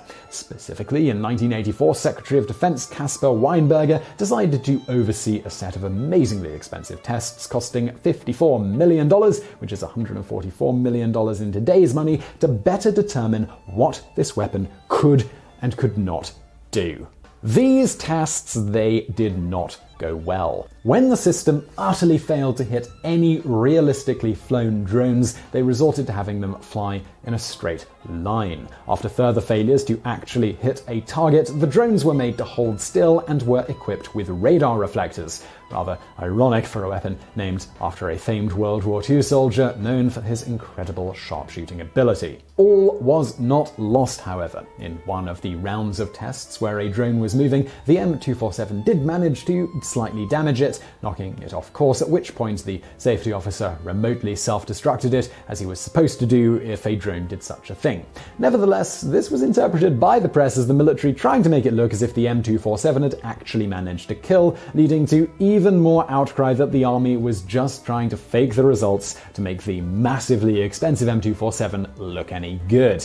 As to that cost, while it's widely reported today that the project cost close to $7 billion, which is about $18 billion today, in fact, that number includes about 3 decades of anti-aircraft weapon development leading up to and including the actual figure of about $1.8 billion, which is about $4.8 billion today, spent on the development of the M247s. In any event, around the same time of the debacle that was the 1984 tests, the Soviet Union were deploying longer-range anti-tank missiles that were capable of being fired outside of the then current range of the M247. Thus, despite the pressing need for such a system with little in the way of a backup, Weinberger, with support from Congress, some members of which had been present at the test, cancelled the project rather than trying to sink more money into fixing it. In the coming years, most of the M247s found their way onto target ranges where they were destroyed in various tests by weaponry that could actually aim properly. Today, only a handful of M247s exist, one of which can be found at the Sergeant Alvin C. York State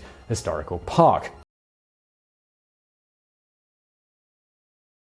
Walter Hunt is a man who is simultaneously considered to have possessed one of the finest inventive minds in all of American history, while also being an individual almost no one has heard of. This is despite the fact that it's almost guaranteed that one of his inventions, the safety pin, is probably lying somewhere in your home right now. This is something that he sold the patent for a few $100s, reportedly because he needed the money to pay off a $15 debt. This was a theme throughout his life, inventing various items that otherwise should have made him extremely wealthy and famous, but which never did because of his proclivity to sell his patents immediately and move on to his next great invention. Because we'd be here all day if we discussed at any level of detail everything Hunt patented during his lifetime, instead we'll give you a small smattering of examples so you can get an idea of just how prolific an inventor he was. Along with the safety pin and the first commercially viable lock-stitch sewing machine, Hunt invented and patented a more efficient oil lamp, an attachment to boats that allowed them to break through ice, various improvements on bullet and casing designs,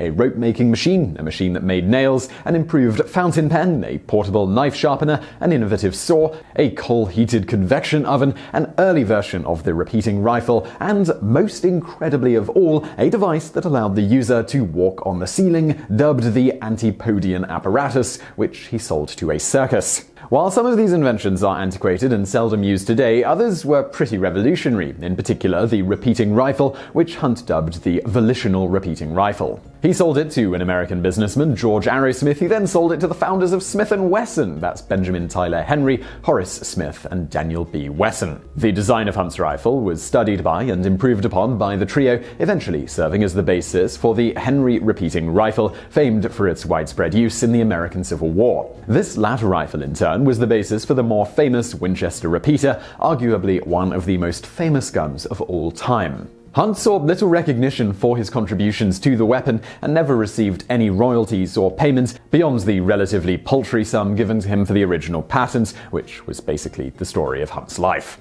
Born in 1796 on a small farm in Lewis County, New York, Hunt's beginnings were humble and his education was surprisingly lacking for a man who'd later be renowned for his mechanical mind. Supposedly educated in a one-room schoolhouse, Hunt, the eldest of 13 children, left formal education in his early teens and settled into into the life of a simple farmer. However, his curiosity for tinkering soon found him helping out at a nearby textile mill where many of his family members worked, and where he helped the owner, Willis Hoskins, and another worker, Zeba Knox, make improvements to a flax spinning machine that was used there.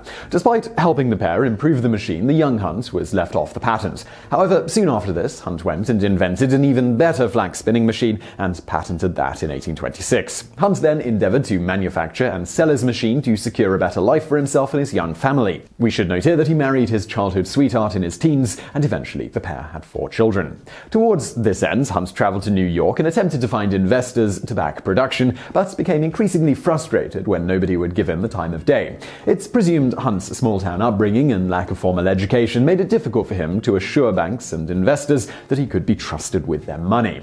Running short on funds, Hunt sold the patents for the machine, using the funds to relocate his family to New York, hoping to find his fortune there with his next invention. In 1827, Hunt filed for his second patent, this time for a foot-operated gong that was to be fitted to carriages. Hunt was said to have been inspired to create the device after witnessing a small girl hit by a horse carriage. This sort of thing was not uncommon because at the time people in carriages shared the road.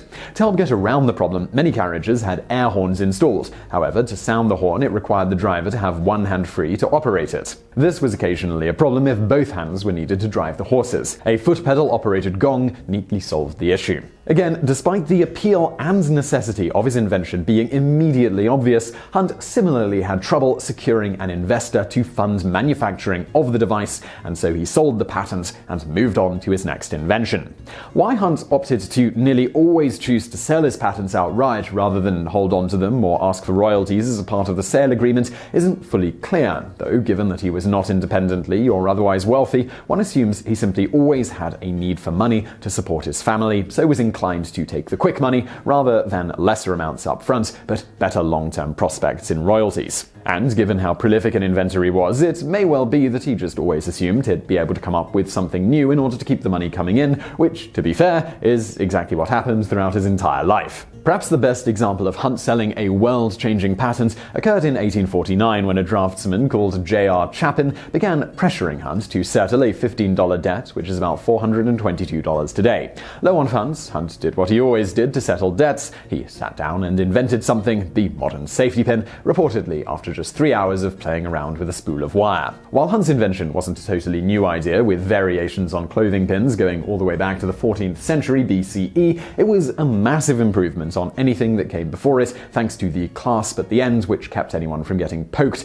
and the coiled wire design giving enough spring to keep the pin locked in place, even as the person wearing it moved around. Just as important to the design being extremely functional, the whole thing was also incredibly easy and cheap to manufacture. As a testament to the design's simplicity and functionality, unlike many products that have evolved over time, in the near 2 centuries since Hunt invented the safety pin, the basic design hasn't really changed at all. As he had done so often before, Hunt sold the patent for the safety pin for a reported $400, which is $11,000 today, with the rights ultimately ending up in the hands of W.R. Grace & Company, who would go on to make many millions of dollars from the product. Perhaps Hunt's third most famous invention, outside of the safety pin and the repeating rifle, was that of the first commercially viable sewing machine that used a then revolutionary 2-threaded lock-stitch mechanism. Legend has it that Hunt refused to patent his 1833 automated sewing machine invention because he didn't want to put seamstresses out of work, so he didn't push the invention with various companies as he didn't want to see it made.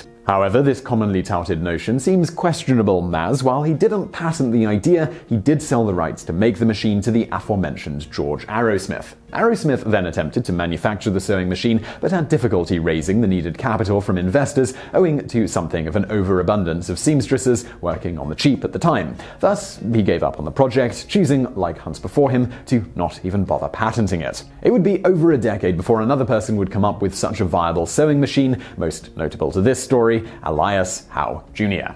Howe seemingly independently invented and patented his own lock-stitch sewing machine that pretty much worked exactly like Hunt's. Soon after, various companies, most notably Singer Sewing Machines, started copying and selling Howe's design, at which point Howe began suing them. During the course of litigation, Hunt's previous invention was brought to light, with the companies then arguing that Howe's patent was invalid because Hunt had long before invented more or less the same machine which used the innovative lock-stitch. And as Hunt hadn't patented his design, they felt they were free to copy it. It was at this point that Hunt got himself into the game and decided to see if he could retroactively get a patent or otherwise force said companies to pay him for use of his design. At the same time, he began work once again on the sewing machine, coming up with an improved design that solved the then common jamming problem via automatically feeding the cloth in at an even rate and then patenting that improvement. True to form, he swiftly sold the rights to that patent after receiving it. While the patent office did refuse to give Hunt a retroactive patent for the original design, they did acknowledge that he invented the device, but that Howe's patent was still valid owing to Howe having applied for a patent first.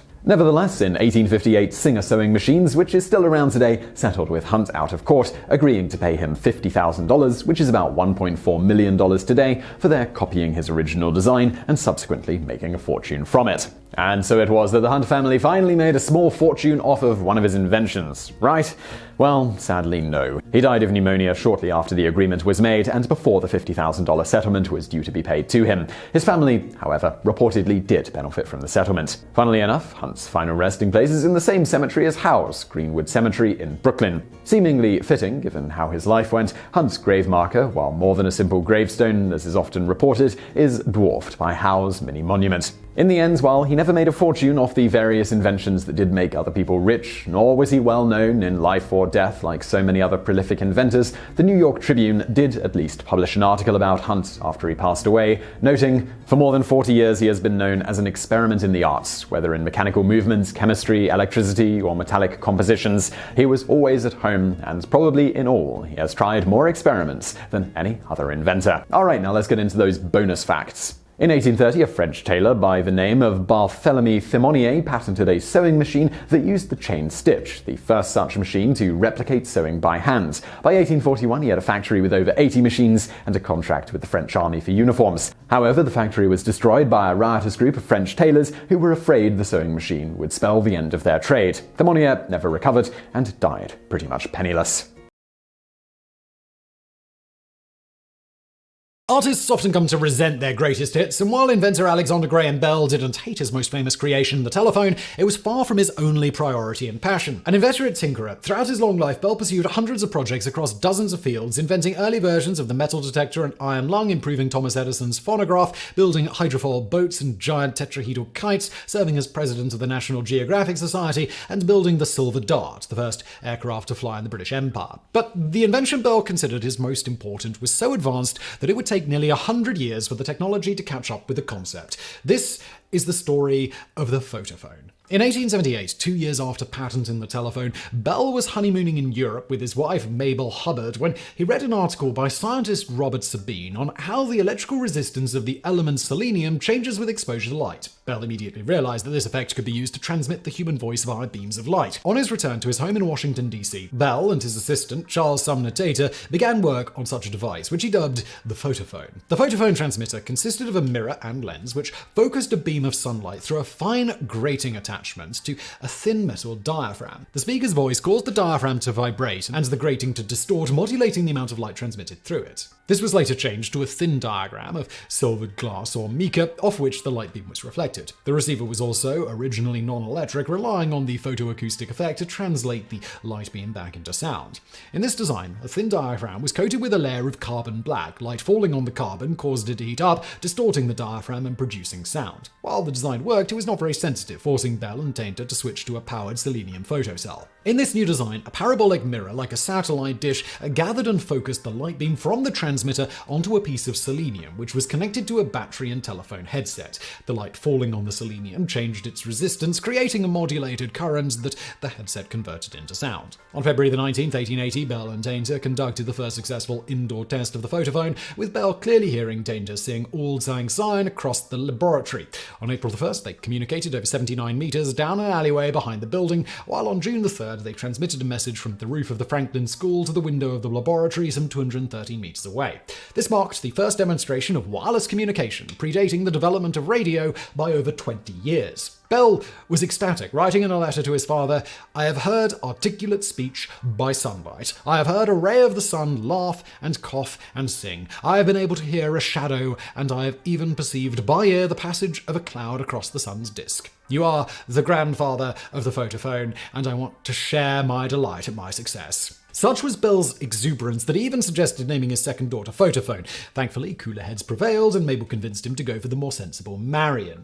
Nature magazine had high hopes for the potential of the photophone, writing in an article on September the 23rd, 1880, "The distance to which sounds have been actually transmitted by the photophone is less than a quarter of a mile, but there is no reason to doubt that the method can be applied to much greater distances, and that sounds can be transmitted from one station to another wherever a beam of light can be flashed. Hence, we may expect the slow spelling out of words in the flashing signals of the heliograph to be superseded by the more expeditious whispers of the photophone."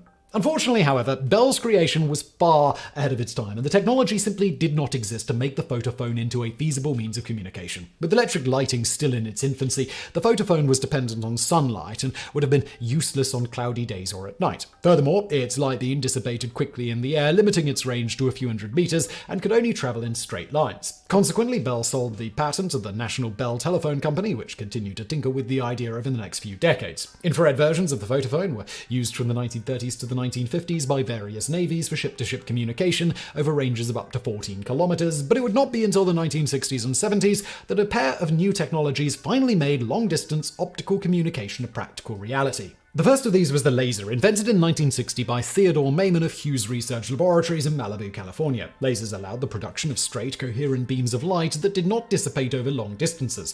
The second was the introduction of ultra-pure flexible glass fibers by the Corning Glassworks of Corning, New York in 1970. Such fibers allowed for the transmission of light signals over long distances and around curves via a phenomenon known as total internal reflection. This occurs when a beam of light hits the interface of two transparent materials of different refractive indices, say glass and air, at a particular angle. Instead of refracting into the air, the light beam is instead completely reflected back into the glass. As almost none of the beam's energy is lost in the process, it can continue reflecting back and forth over vast distances. This even works in curved conductors. Indeed, in a famous demonstration of the phenomenon before the Royal Institution in 1870, scientist John Tyndall created a carved arc of water by draining a tank through a horizontal pipe, then shone a light through the pipe. Thanks to total internal reflection, the light was entirely contained within the water arc and with none leaking out the sides. This is the same principle used in the transmission of signals through fiber optic cables. The idea of routing light around curves and corners using internally reflective pipes is not a new one, with American engineer William Wheeler patenting such a system for lighting homes in 1881. However, Wheeler's system used pipes with mirrored walls, which absorbed large amounts of light, making it useful only over short distances. Only the total internal reflection made possible by ultra-pure optical fibers provides the low losses required to reliably transmit signals across oceans and continents. Today, more than 4 billion kilometers of optical fiber have been laid around the globe, nearly the distance from the Earth to the planet Neptune, carrying everything from telephone calls to high-speed internet. But as recent as this optical revolution might seem, its technological seeds were laid all the way back in the 1870s by the endlessly fertile mind of Alexander Graham Bell. And given how integral fiber optics are to our modern ultra-connected way of life, Bell was perhaps not exaggerating when he declared, "In the importance of the principles involved, I regard the photophone as the greatest invention I have ever made, greater than the telephone." The age of the giant rigid airship, or Zeppelin, was tragically brief, lasting barely 40 years from the first Zeppelin flights in 1900 to the scrapping of the last surviving such airship, the Graf Zeppelin II, in 1940. And when we think of the ends of giant airships, we tend to picture the Hindenburg, which met its fiery end outside Lakehurst, New Jersey on May 6, 1937. But while the Hindenburg was one of the final nails in the coffin for the dream of commercial lighter-than-air flight, the death of the giant airship had begun long before, with a long string of increasingly deadly crashes stretching all the way back to the turn of the century, and among the worst of these was a now largely forgotten 1930 disaster that killed more people than the Hindenburg and ended the dream of airship travel in the British Empire. This is the story of the tragic loss of His Majesty's airship R101. The early leader in rigid airship technology was Germany, with Count Ferdinand von Zeppelin, a former army officer, making his first experimental flights in 1900. The Zeppelin's designs were the first to combine innovations such as a rigid aluminium frame, multiple hydrogen-filled gas cells, air-filled ballonets for pressure control, and a water ballast system for altitude control in a single workable package, and his sleek cigar-shaped creation soon became a common sight in the skies over southern Germany. Despite some early mishaps, within a decade, Zeppelin had perfected the rigid airship into a dependable form of transport, and in 1910 he formed the world's first airline, DLAG. The appeal of the Zeppelin as a form of commercial transport was obvious. Compared to the small and primitive aircraft of the time, airships could carry a larger number of passengers, longer distances, in opulence and comfort, approaching that of an ocean liner, with relatively little turbulence or risk of motion sickness. But there was a hitch. Being lighter than air, Zeppelins were extremely vulnerable to the vagaries of wind and weather. Thus, unlike a modern airline, DLAG never kept a regular schedule, with Zeppelins only flying when the weather permitted. Despite this, the airline proved extremely popular with Germany's elite, who gladly paid exorbitant fares for 2-hour aerial excursions over the countryside. For Zeppelin, however, DLAG was little more than a sideshow, for as a former army officer, he saw the airship primarily as a weapon of war. With the outbreak of the Great War in 1914, the German military, who had for years rejected Zeppelin's proposals, finally expressed interest in airships and commandeered DLAG Zeppelins for military use. Particularly enthusiastic was the Imperial Navy, who on May 31st, 1915, used Zeppelins to carry out the first aerial bombing raid on London. Such raids would continue throughout the war, and while they were a massive propaganda coup for the Germans and brought the horrors of war home to ordinary Britons, they caused relatively minor damage. And improved defences like anti-aircraft guns and fighter aircraft firing incendiary bullets soon made Zeppelin raids increasingly costly and resulted in most of Imperial Germany's airships and their crews going down in flames. After the war, with Germany's economy in tatters and Zeppelin production banned by the Treaty of Versailles, the leads in airship development passed to the British. In July 1919, the British airship R-34 made history by making the first east-west crossing of the Atlantic from East Fortune, Scotland to Long Island, New York, a journey of 108 hours. 4 days later, it completed the return journey, making the first two-way aerial crossing of the Atlantic. While this feat demonstrated the viability of long-distance airship travel, the struggling British economy could not support further development, and the airship program was shut down in 1921. The initiative passed once again to the German Zeppelin Company, who, after the Versailles Treaty restrictions were relaxed in 1923, proposed a number of increasingly massive airships for foreign customers, including the USS Shenandoah for the US Navy. Then, in 1928, the company produced what would become the only truly successful passenger airship, the LZ-127 Graf Zeppelin. The Graf Zeppelin was unlike anything the world had ever seen, measuring a whopping 236 meters long and 30 meters tall, and featuring accommodations for 24 passengers, which rivaled most ocean liners for comfort and opulence. In 1929, in an event bankrolled by American newspaper magnate William Randolph Hearst, the Graf Zeppelin became the first airship to circumnavigate the globe, flying from Lakehurst, New Jersey to Friedrichshafen in Germany, then across the steppes of Siberia to Tokyo, then across the Pacific Ocean to Los Angeles, and finally cross country back to Lakehurst, a total journey of 33,234 kilometers that took 21 days, 5 hours and 31 minutes. Meanwhile, in Britain, the accomplishments of the Zeppelin Company had reignited interest in airship travel.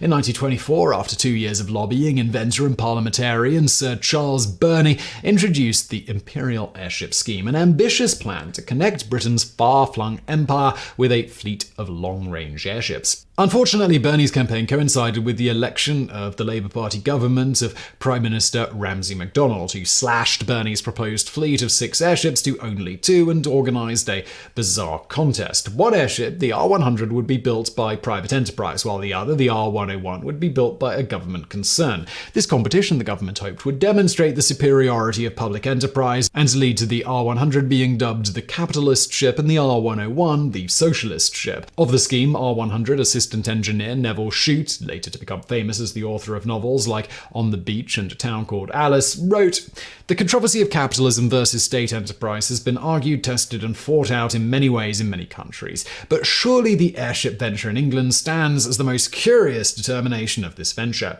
Air Ministry specifications called for airships of not less than 140,000 cubic meters in volume, with a useful lifting capacity of 60 tons, accommodations for 100 passengers, fuel tankage for 57 hours flight, and a maximum takeoff speed of 110 kilometers an hour. In case of war, the ships would also be expected to carry up to 100 fully equipped troops or 5 fighter aircraft carried in onboard hangars. R100 was designed and built by the private engineering firm Vickers Armstrong under the direction of engineer Barnes Wallis, later famous for designing the bouncing bomb used in the Dam Busters raid during World War II.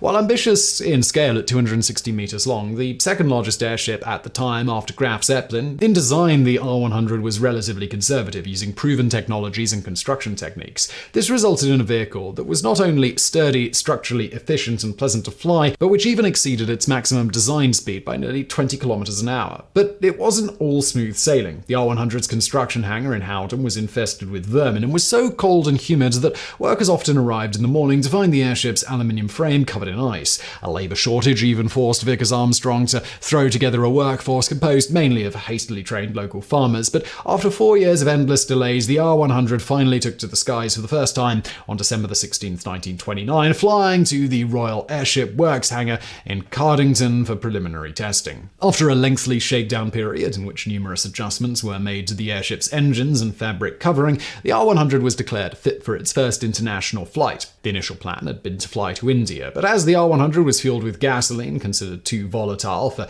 use in hotter climates, the destination was changed to Canada. On July 29, 1930, the R100 left Cardington with 44 passengers and crew on board and headed out over the Atlantic, reaching St. Hubert outside Montreal after 79 hours. The R100 was a smash hit, staying in Canada for nearly 2 weeks and drawing massive crowds wherever it went.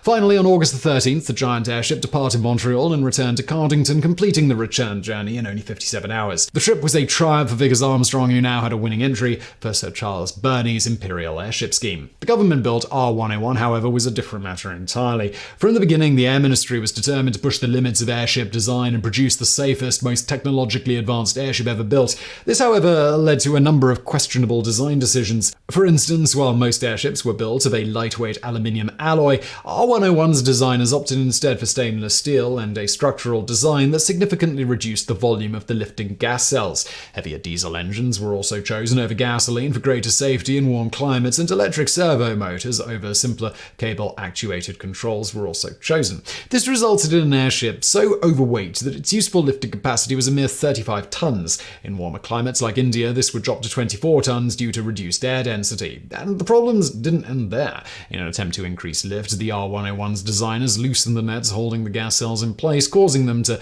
chafe against the aircraft's structure and leak gas. The cells also had a tendency to surge backwards and forwards, making the airship extremely unstable, while the new gas valves were so sensitive that they constantly vented precious hydrogen. Finally, instead of covering the entire structure with fabric and shrinking it tight with fabric dope, as was common practice, the R101's designers decided to use smaller pre-doped panels laced into place, most of which rotted and tore before the airship ever left its hangar. In flight tests, the R101 was sluggish and difficult to control, with a tendency to suddenly dive and climb. Indeed, about the only redeeming feature of the airship were its palatial passenger quarters, which featured 2 decks of cabins, a gold-trimmed dining salon complete with potted palms, a promenade deck with picture windows, and even an asbestos-lined smoking room. By the summer of 1930, it was clear that the R101 was nowhere near ready to make its planned inaugural flight to Karachi in British India. But the successful Canadian flight of the R100 forced the government's hand, for to delay the flight any further would be to admit defeat. Particularly insistent that the flight proceed on schedule was Lord Thomas of Cardington, the Secretary of State for Air. Thomas, who had designs on becoming Viceroy of India, believed that arriving triumphantly in the subcontinent aboard the R101 would greatly increase his chances of promotion, and he scheduled the flight for September 1930, which would coincide with the Imperial Conference in London. But it was clear to even the most impatient government official that the R101 would never make it to India without extensive modifications. So, on June the 29th, 1930, R101 re-entered its shed at Cardington to be cut in half, lengthened, and fitted with an additional gas cell. It emerged on October the 1st with an improved lifting capacity of 49 tons and a total length of 236 meters, a meter longer than the Graf Zeppelin. In total, the British government's flagship Zeppelin had absorbed some £717,000 of public funds compared to only £500,000 for the R100. While some in government, like Sir Sefton Brackner, Director of Civil Aviation, Invention objected to Lord Thompson's haste, the die were already cast. The R101 was given a temporary certificate of airworthiness on the condition that certain tests be conducted en route to India, and the next 3 days were spent feverishly preparing the giant airship for its maiden voyage. Apparently ignorant of the R101's weight problems, the government proceeded to load the ship up with cases of champagne, beer, and silverware for state dining, and unroll a heavy blue carpet down the main corridor and passenger lounge. And while each crew member's baggage allowance was capped at £10,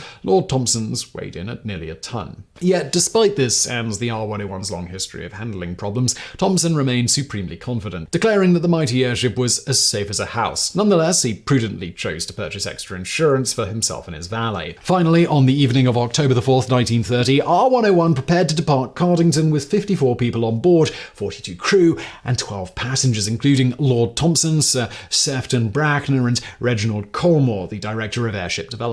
The weather was blustery, with winds gusting up to 60 kilometers an hour, and clouds prematurely darkened the horizon. Under any other circumstances, the flight would have been postponed, but Lord Thompson was determined that the flight should depart on schedule. At 6:36 p.m., the R101 detached from its mooring mast, but instead of rising, the airship began to rapidly sink to the ground. Nearly 2 tons of water ballast had to be jettisoned before the ship could be leveled.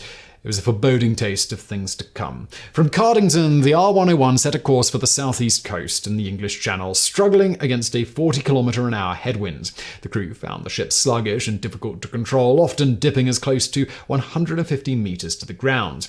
A resident of the town of Hitchin, north of London, heard the drone of the approaching airship and ran outside to witness an alarming sight. Quote, "We rushed out, and there was the R101 aiming straight for the house. She was so low it didn't seem as if she could miss it.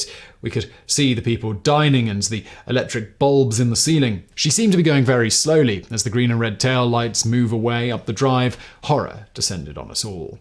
At 8:21, the R101 reached the coast, and the radio operator signaled back to base, "Over London, all well. Course now set for Paris."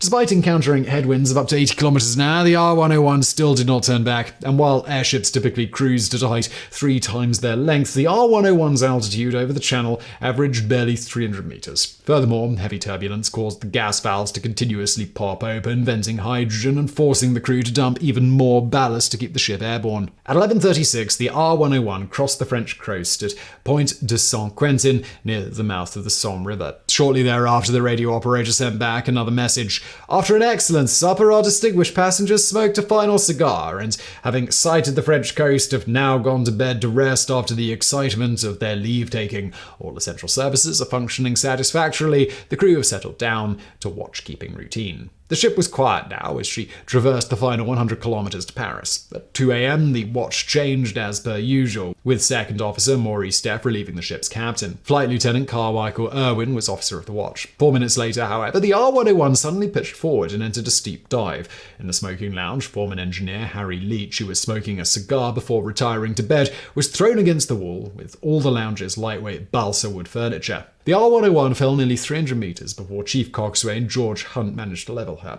Realizing that a crash was inevitable, Flight Lieutenant Irwin ordered slow on the engine telegraph. He also ordered rigger Samuel Church forward to manually release the water ballast and sent Coxswain Hunt to wake the captain. At 2:09 a.m., as Hunt ran down the corridor yelling, "We're down, lads!" the R101 struck the ground at a speed of 8 kilometers an hour near the edge of a forest called the Bois de Coutume. This was 50 kilometers northwest of Paris. The first person to see the airship go down was a rabbit trapper named Alfred Raboul, who later described what happened next. "There was at once a tremendous explosion that knocked me down. Soon flames rose into the sky to a great height. Everything was enveloped by them. I saw human figures running about like madmen in the wreck. Then I lost my head and away into the woods." In the starboard aft engine car, engineer Joe Binks had just relieved engineer Arthur Bell when the R101 struck the ground. The pair looked on in horror as the envelope burst into flames, the skeletal steel frame glowing white hot in the heat. A moment later, a ballast tank burst above them, soaking them in water, and the pair took the opportunity to escape the wreckage. Scrambling with their backs to the flames, they gasped for air as the flames consumed all the oxygen around them.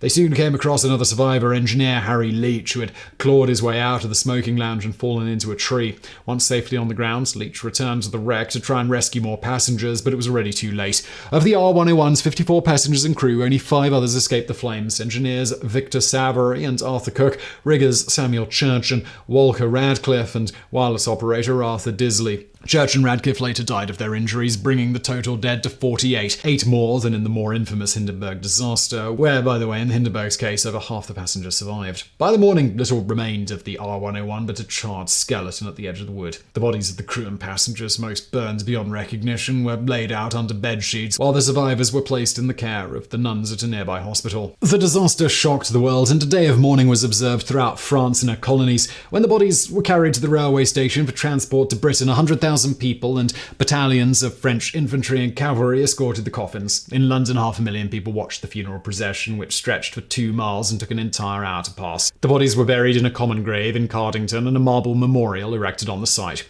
A board of inquiry was convened, and to nobody's surprise, much of the blame for the disaster was placed on the government's excessive haste and corner-cutting, the board concluding, "It is impossible to avoid the conclusion that the R101 would not have started for India on the evening of October the 4th if it had not been that reasons of public policy were considered as making it highly desirable for her to do so if she could." No charges were ever laid, as all those responsible, including Lord Thompson, had perished in the disaster.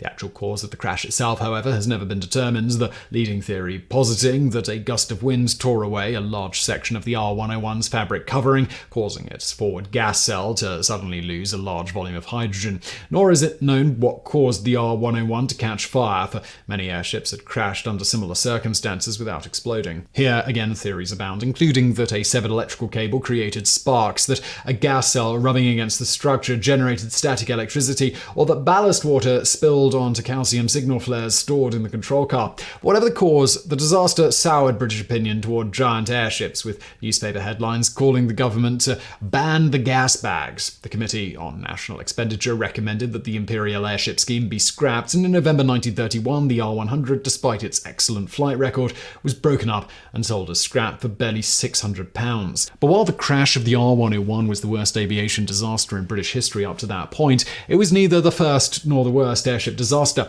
On December the 21st, 1923, the French military airship Dixmude, a former German Zeppelin confiscated as war reparations, exploded in a thunderstorm off the coast of Sicily, killing 52 of its crew.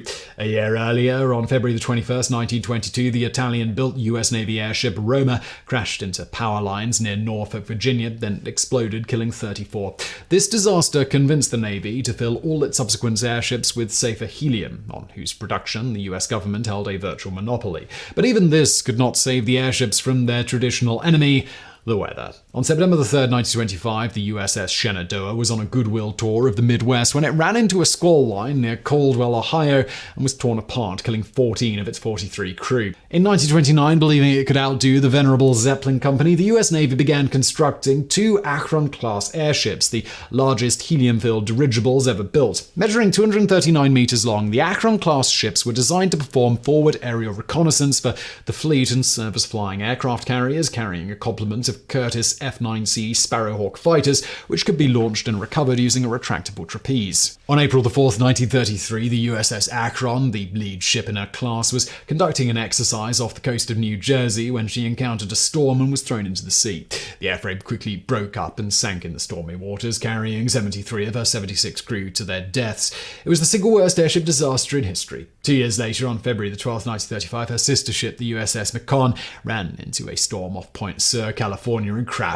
While lessons learned from the Akron crash led to all but 2 of her crew being rescued, the Macon was also swallowed up by the waves, bringing an end to the era of American airships. The decommissioning of the US Navy's last remaining airship, the USS Los Angeles, left only one giant airship operating in the world, the German Hindenburg, and, well, we all know how that ended. No longer able to be used for passenger flights, the Hindenburg's sister ship, Graf Zeppelin II, was acquired by the German Air Ministry and used to probe British radar defences before finally being broken up in April 1940, so its aluminium could be used to build other aircraft. And with that, the age of the rigid airship was over. During their brief heyday, airships seemed to many like the way of the future, promising a more elegant form of air travel with all the grace and comfort of a luxury ocean liner. But the stately giants of the air never lived up to that promise, proving more troublesome and deadly to operate than their champions dared admit. After barely 40 years, they were gone from the skies, for by then it was clear that the future of aviation belonged not to the airship,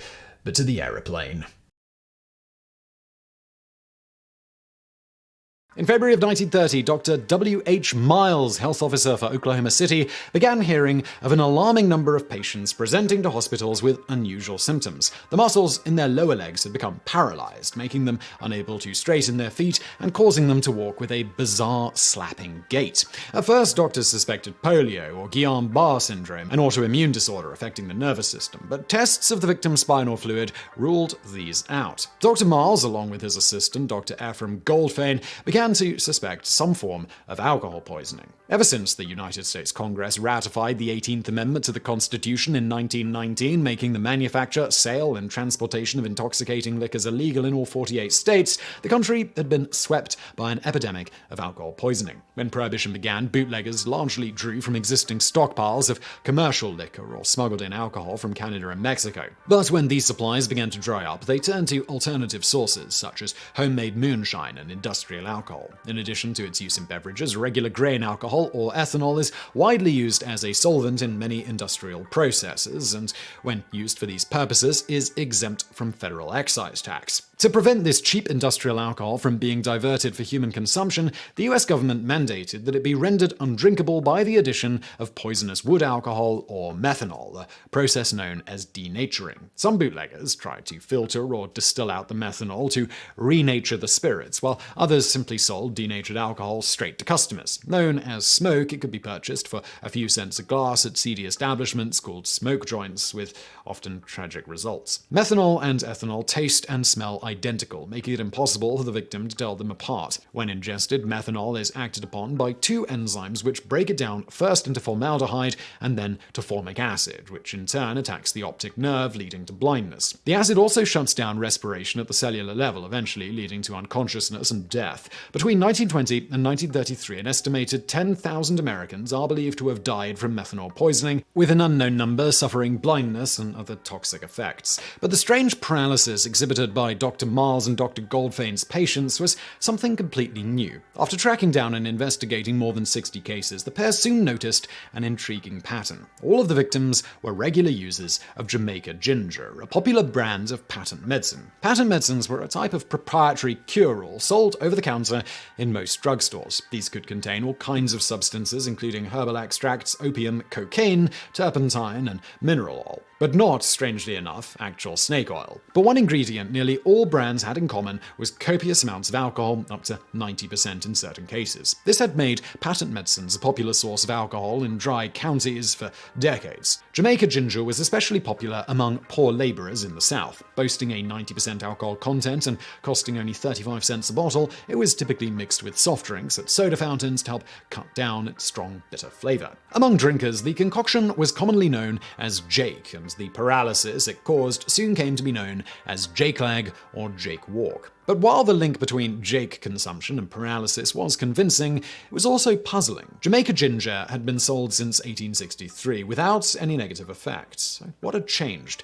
The case was taken up by chemists Maury Smith and Elias Elvove of the National Institute of Health, who began testing various brands of Jamaica ginger to find the causative agents. Strangely, they found no toxic substances, save for one, tricresyl phosphate, or lindol, a plasticizer commonly used in paints and varnishes. While commonly thought to be non-toxic, Smith and Elvove's experiments revealed that it was, in fact, a powerful neurotoxin, with even small amounts inducing paralysis in chickens and cattle within 7 to 16 days. But how had this substance made it into Jake? As Smith, Elvove, and other NIH staff pursued the investigation, the full story began to emerge. Recognizing Jamaica ginger as a potential source of illicit alcohol, in 1921, the United States Pharmacopoeia had mandated that all extracts sold over the counter contain a certain percentage of ginger oleoresin, rendering it undrinkable. To ensure compliance, Department of Agriculture agents would randomly test samples by boiling them down and weighing the solid residue that remained. But soon, dozens of knockoff manufacturers appeared and began replacing the ginger extract with castor oil, molasses, glycerin, and other substances to cut down the bitter taste while passing DOA inspections.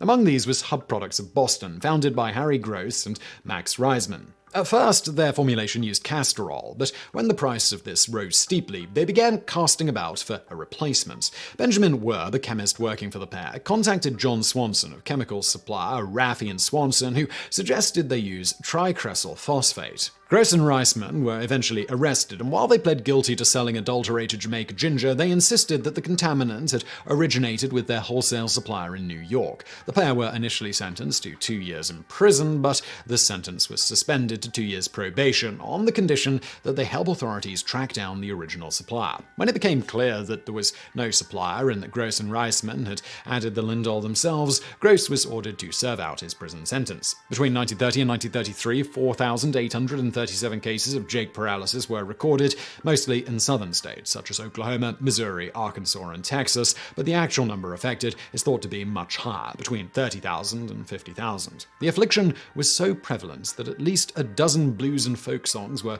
recorded about it, including Jake Wicker Blues by Ishman Bracey, Alcohol and Jake Blues by Tommy Johnson, and Jake Leg Blues by Willie Lofton. The Jake Leg incident graphically demonstrated the failings of the 1906 Pure Food and Drugs Act, which had mandated honest labeling but not mandatory federal testing of food or drugs. It was not until 1938, after a medicine called elixir sulfanilamide contaminated with ethylene glycol killed over 100 people, that Congress passed the Food, Drug, and Cosmetic Act, finally granting the FDA substantial powers to test and regulate drugs. By that time, Prohibition had been repealed, allowing those hardest hit by the Great Depression to forget their troubles, at least for a while, with a nice stiff drink. For more on the rather heart-wrenching elixir sulfanilamide incident, you can see our video linked to below on why Kinder Eggs are illegal in the United States. And yes, they are illegal. Please stop emailing me.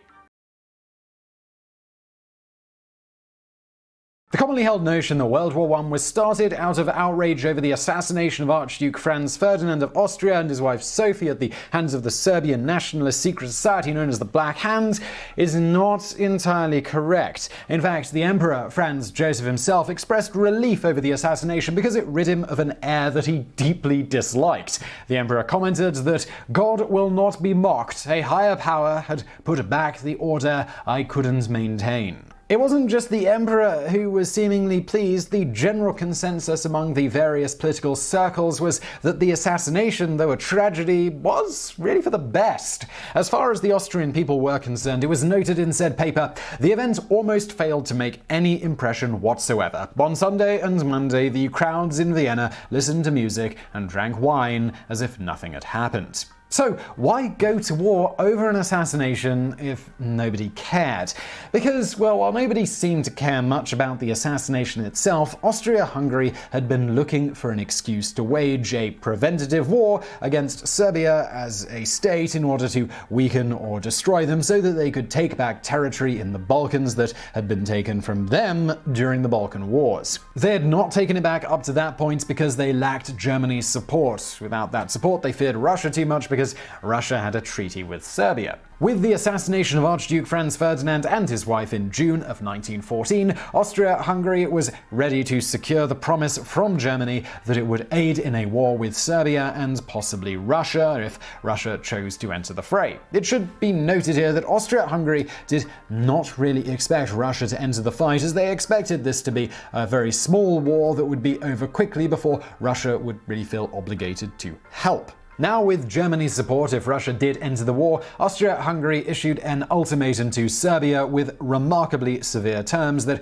Serbia would be sure to reject, thus giving Austria-Hungary an excuse to launch a limited war on Serbia to reclaim territory in the Balkans. Surprisingly, Serbia responded relatively well to the ultimatum, but they did dispute a few clauses, giving Austria-Hungary the excuse they needed to go to war. At this point, the following general series of events happened due to a variety of existing treaties between various various nations, escalating this minor clash into the First Great War. Russia, bound by their treaty with Serbia, decided to come to Serbia's aid. Germany, with the recent treaty with Austria-Hungary, declared war on Russia. France, bound by an existing treaty with Russia, was now at war with Germany by association. Germany then invaded neutral Belgium to have easy access to France. Britain, allied with France with an existing treaty, declared war against Germany. This was unexpected by Germany, as they thought Britain would stay out of the war due to the fact that the treaty with France was loosely worded and not entirely binding. However, Britain also had a 75-year-old treaty with Belgium, so because of both of these treaties, they decided to declare war on Germany. With Britain now warring with Germany, Canada, India, Australia, New Zealand, and South Africa were obligated to enter the war as well. Japan then honored an existing treaty with Britain and declared war on Germany. Austria-Hungary declared war on Japan for declaring war on Germany. All of this brings us to the spring of 1917, when the United States officially entered World War I.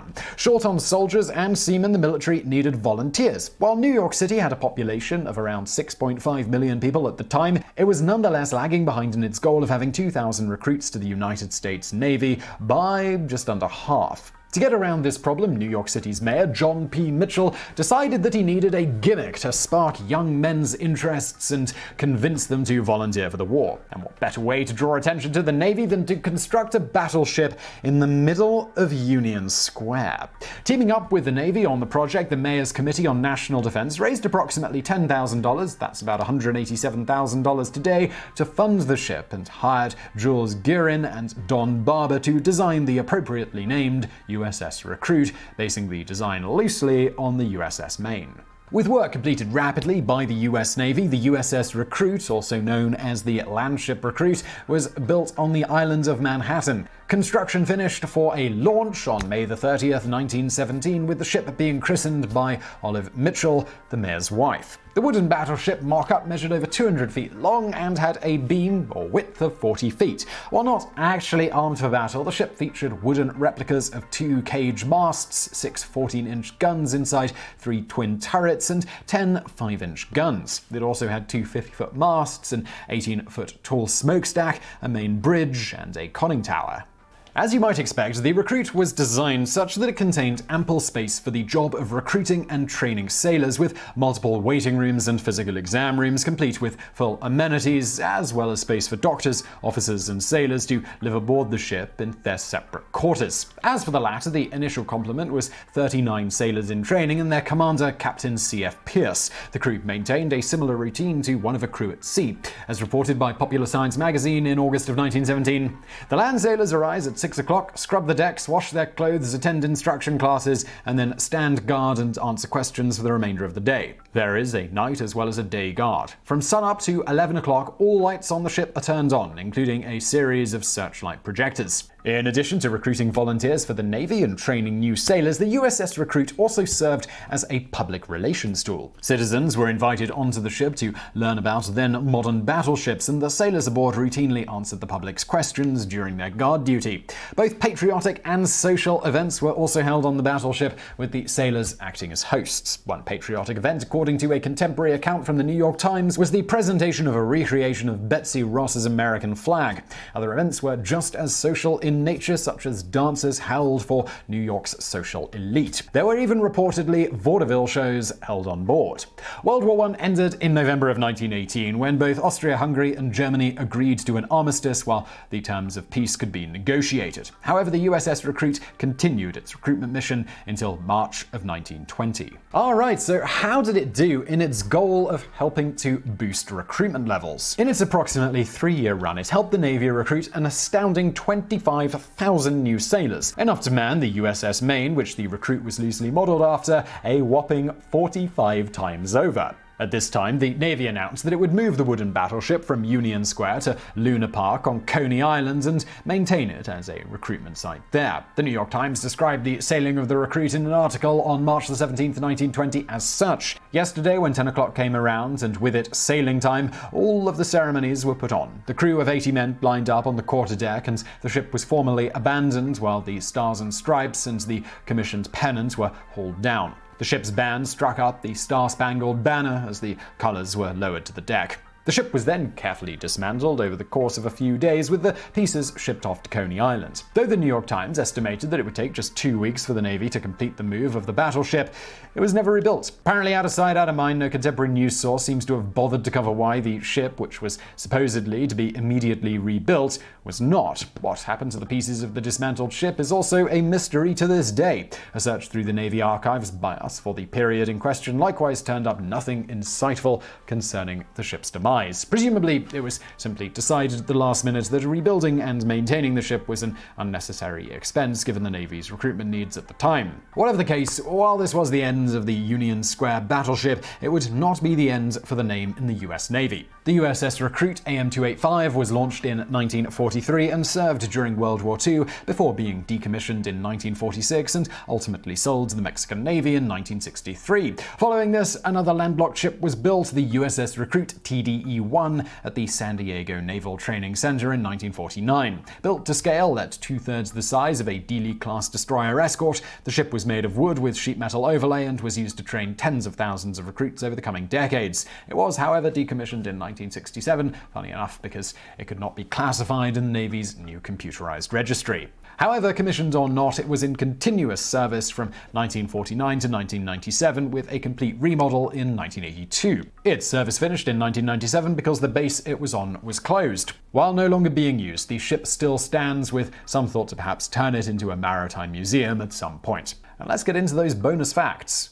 Speaking of christening ships, it turns out while today breaking a bottle of champagne over the hull of a ship is considered tradition before launching a vessel in certain countries, particularly Britain and the United States, people have been performing ceremonies at launches seemingly as long as humans have made boats. Like today, this was essentially for the hope of good fortune on the ship's voyages. For instance, one of the earliest known references to a similar practice when launching a ship goes all the way back to about 5,000 years ago, when a Babylonian stated, "To the gods, I caused oxen to be sacrificed," before launching a new ship that it made. The ancient Greeks, Romans, and Egyptians also called upon their various gods to protect a new ship and her crew upon its initial launch. For example, the ancient Greeks during the launch festivities would drink wine to honor the gods and pour water on the ship as a sort of blessing. The religious aspects of ship christening remained well into more modern times, particularly in Catholic nations. For example, there's an account of a ship christening by the Knights of Malta in the 17th century that describes two friars boarding a new warship, praying and sprinkling holy water all around the ship before deeming her seaworthy and sending her out into the water.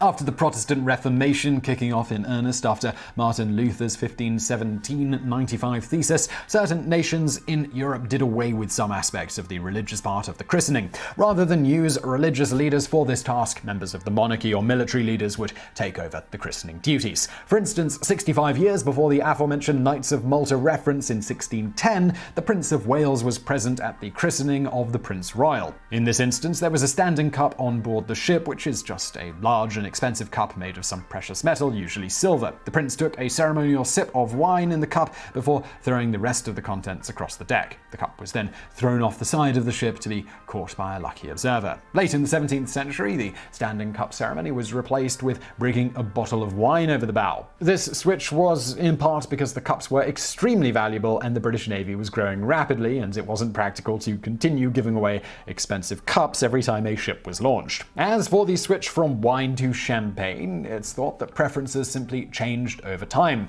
Champagne came to be seen as an aristocratic choice for a time in the 19th century, being more popular than wine among the elite and therefore considered the best option for a ship christening. The tradition of using it has just stuck around ever since in certain countries. The Great War of 1914 to 1918 is often remembered as the first truly modern, fully industrialized conflict, with many now ubiquitous military technologies such as the airplane, the submarine, the tank, and poison gas making their combat debut on the battlefield. But the Great War was also a time of transition, with many older technologies and tactics like cavalry serving alongside new, often with disastrous results. Yeah, when you start mixing machine guns with horses, it's gonna go wrong. But every once in a while, old technology proved more than capable of holding its own in this modern conflict, and none more so than SMS Sealer, a 19th century sailing ship that managed to become one of the war's greatest commerce raiders, sinking 15 ships in 225 days. SMS Sealer began life as the Pass of Balmaha, a three-masted, iron-hulled windjammer launched August 9, 1888 by Robert Duncan and Company of Glasgow. Windjammers were the very last development in commercial sailing technology, built in a desperate attempt to compete with steamships.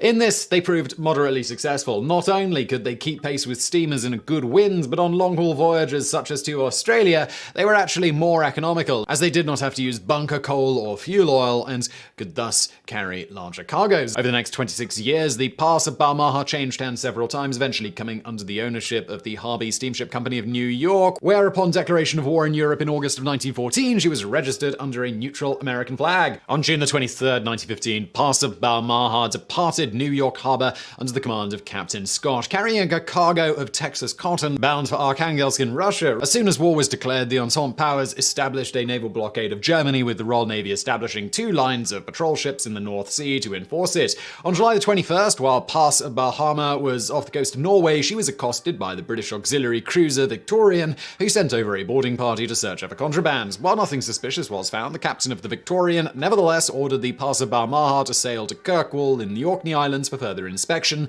and placed a prize crew and 6 Marines on board to ensure compliance. Against the protestations of Captain Scott, he also ordered the Pass's American flag struck and replaced with the British Red Ensign. Understandably, this made the crew of the Pass rather nervous, as it marked the ship as a belligerent vessel and made it more likely to be attacked. And indeed, 2 days later, while en route to Orkney, the Pass of Balmaha was intercepted by the German submarine SMS U-36. At the time, submarines and surface raiders still operated under the so-called cruiser or prize rules, which dictated that a merchant ship could not be attacked and sunk without warning. Instead, the attacker had to make their presence known, board the merchantman to search for contraband, and allow the crew to safely escape before capturing or sinking the vessel. This gave Captain Scott enough time to hide the British prize crew below decks and swap out the Red Ensign for the Stars and Stripes. However, the captain of the U-36, Ernst Graf, was unconvinced and ordered Pass of Balmaha to sail to Cuxhaven with a German prize crew aboard. More than a little annoyed at having been made a target, out of spite, Captain Scott kept the British sailors locked below for the entire voyage to Germany. On arrival in Cuxhaven, the American crew were allowed safe passage to a neutral country, while the British sailors were interned and the Pass of Balmaha remained in German custody. Meanwhile, U-36 continued on her war patrol. Less than 12 hours after stopping the Pass of Balmaha, she stopped and boarded the Danish steamer Louise. But while the boarding party were busy throwing the ship's captain overboard, Captain Graf spotted another ship on the horizon, the 274-ton collier Prince Charles. Realizing this was a much greater prize, Graf ordered his crew to let the Louise go and made for the Prince Charles instead. As U-36 closed at 14 knots, she could see the collier's crew scurrying across the deck, scrambling to lower the lifeboats. But when she was within 600 yards, the crew suddenly pulled down a set of painted canvas screens, revealing 6-pounder guns hidden beneath. Before the U-36 could take evasive action, Prince Charles opened fire, scoring 4 direct hits. As the submarine began to flood, Captain Graf ordered his crew to abandon ship, and U-36 slipped beneath the waves. She was the first victim of the so-called Q-ships, decoy anti-submarine vessels used extensively by the British throughout the Great War. Given the success of the Q-ships, it was only a matter of time before someone in Germany thought to copy the concept, and that someone was Captain Felix Graf von Lachenau. A sailor through and through, von Lachenau had run away from home at the age of 12 to serve aboard the Russian full-rigger Niobe. Over the next 20 years, he would serve aboard a number of sailing vessels before joining the German Imperial Navy, commanding a gun turret aboard the battleship Kronprinz Wilhelm during the June 1, 1916 Battle of Jutland, the largest and only major engagement between dreadnought battleships. Following Jutland, neither the Royal Navy Grand Fleet nor the German High Seas Fleet dared engage in that type of open combat with each other again, and von Lachenau, growing restless and impatient, began casting about for a method to bring the fight to the enemy. On a visit to Hamburg, he spotted the captured Pass of Balmaha sitting in the harbour and was struck by the idea of converting her into an armed merchant raider. Luckily for von Lachenau, his legendary storytelling abilities had made him a favourite of Kaiser Wilhelm II, leading to him being selected for the assignment over a number of more qualified officers. Germany deployed a number of armed merchant raiders during the Great War, including SMS Moe and SMS Wolf, which over their careers sank or captured 47 and 27 enemy ships respectively. However, these vessels were greatly hampered by Germany's lack of worldwide refueling capacity. The German Empire had been relatively late to the scramble scramble for the colonies, only managing to acquire a handful of possessions in what are now Namibia, Cameroon, Tanzania, Micronesia, Palau, and Tsingtao, among others. Furthermore, most of these colonies had been captured by Entente forces early in the war, which, combined international strict laws prohibiting the fueling of combatant ships in neutral ports, left Germany with virtually no overseas coaling stations. Being powered by the wind, however, a ship like the Passerbau Maha would not be subject to such limitations and could cruise the seas almost indefinitely. The preparations for the voyage were meticulous, with the Passerbau Maha being fitted with a 1,200 horsepower diesel engine, allowing her to steam at 10 knots, a hidden wireless hut, and an armament consisting of 2 hidden 105mm guns, 2 heavy machine guns, 2 torpedo tubes, and various rifles, pistols, and scuttling charges for boarding parties. To allow her to slip past the British blockade, it was decided to disguise the ship as one of the many Norwegian lumber carriers which frequented the North Sea waters. To this end, von Lachner, who had previously served aboard a Norwegian ship, handpicked his crew of 64 based on Nordic appearance and their ability to speak or at least understand Norwegian. The ship was furnished with registration papers and a log captured from the Norwegian vessel Malaya, and all German buttons and tabs on the crew's clothing were swapped for Norwegian ones. But the most elaborate and bizarre of these deceptions was the crew saloon, which was decorated with Norwegian cushion covers, portraits of King Haakon VII and Queen Maud, and even a gramophone playing It's a Long Way to Tipperary. In a move straight out of the Bond villain playbook, this entire room was mounted on a hydraulic lift so that if the ship was boarded, at the press of a button, the enemy prize crew would be sent plunging into the cargo hold. Acting on intelligence from German spies, von Lachner decided to disguise the ship as the Irma, bound for Melbourne in Australia. On December the 21st, 1916, the shortest day of the year, the rechristened Passerbau Maha set sail from Hamburg and slipped into the North Sea. The stormy December weather worked in her favour, allowing her to slip past most of the British blockade lines, but at 9:30 a.m. on Christmas Day, the Irma was intercepted and boarded by the auxiliary cruiser HMS Avenger. Playing his cover story to the hilt, von Lachner ordered the 5 best Norwegian speakers among his crew to remain on deck and made a show of wishing the boarding party a Merry Christmas. As he led the inspectors into the saloon, they came upon a crew member disguised as a woman reclining on one of the armchairs, whom von Lachner identified as his wife, suffering from a toothache. Not wishing to disturb this invalid, the boarding party made a minimum of fuss and, after inspecting the ship's papers and log, decided she was genuine and let her go on her way. The only close call came when the boarding party were returning to their lunch, and von Lachner realized that the Irma's auxiliary propeller was plainly visible. Thinking quickly, he successfully tossed a line to the launch, successfully distracting the crew to prevent them from noticing the propeller. Once the Avenger was out of sight, the crew tossed the dummy cargo of lumber overboard, readied the guns, and rechristened the ship the SMS Seidler, or Sea Eagle. The hunt was now on. Seidler's first victim was the British steam collier Gladys Roll, bound from Cardiff to Buenos Aires, which she intercepted on January 9, 1917, 120 miles south of the Azores. As would become her standard operating procedure, Seidler used her signal lamp to ask the Gladys Roll for a time signal, a common practice used by ships at sea to fix their position.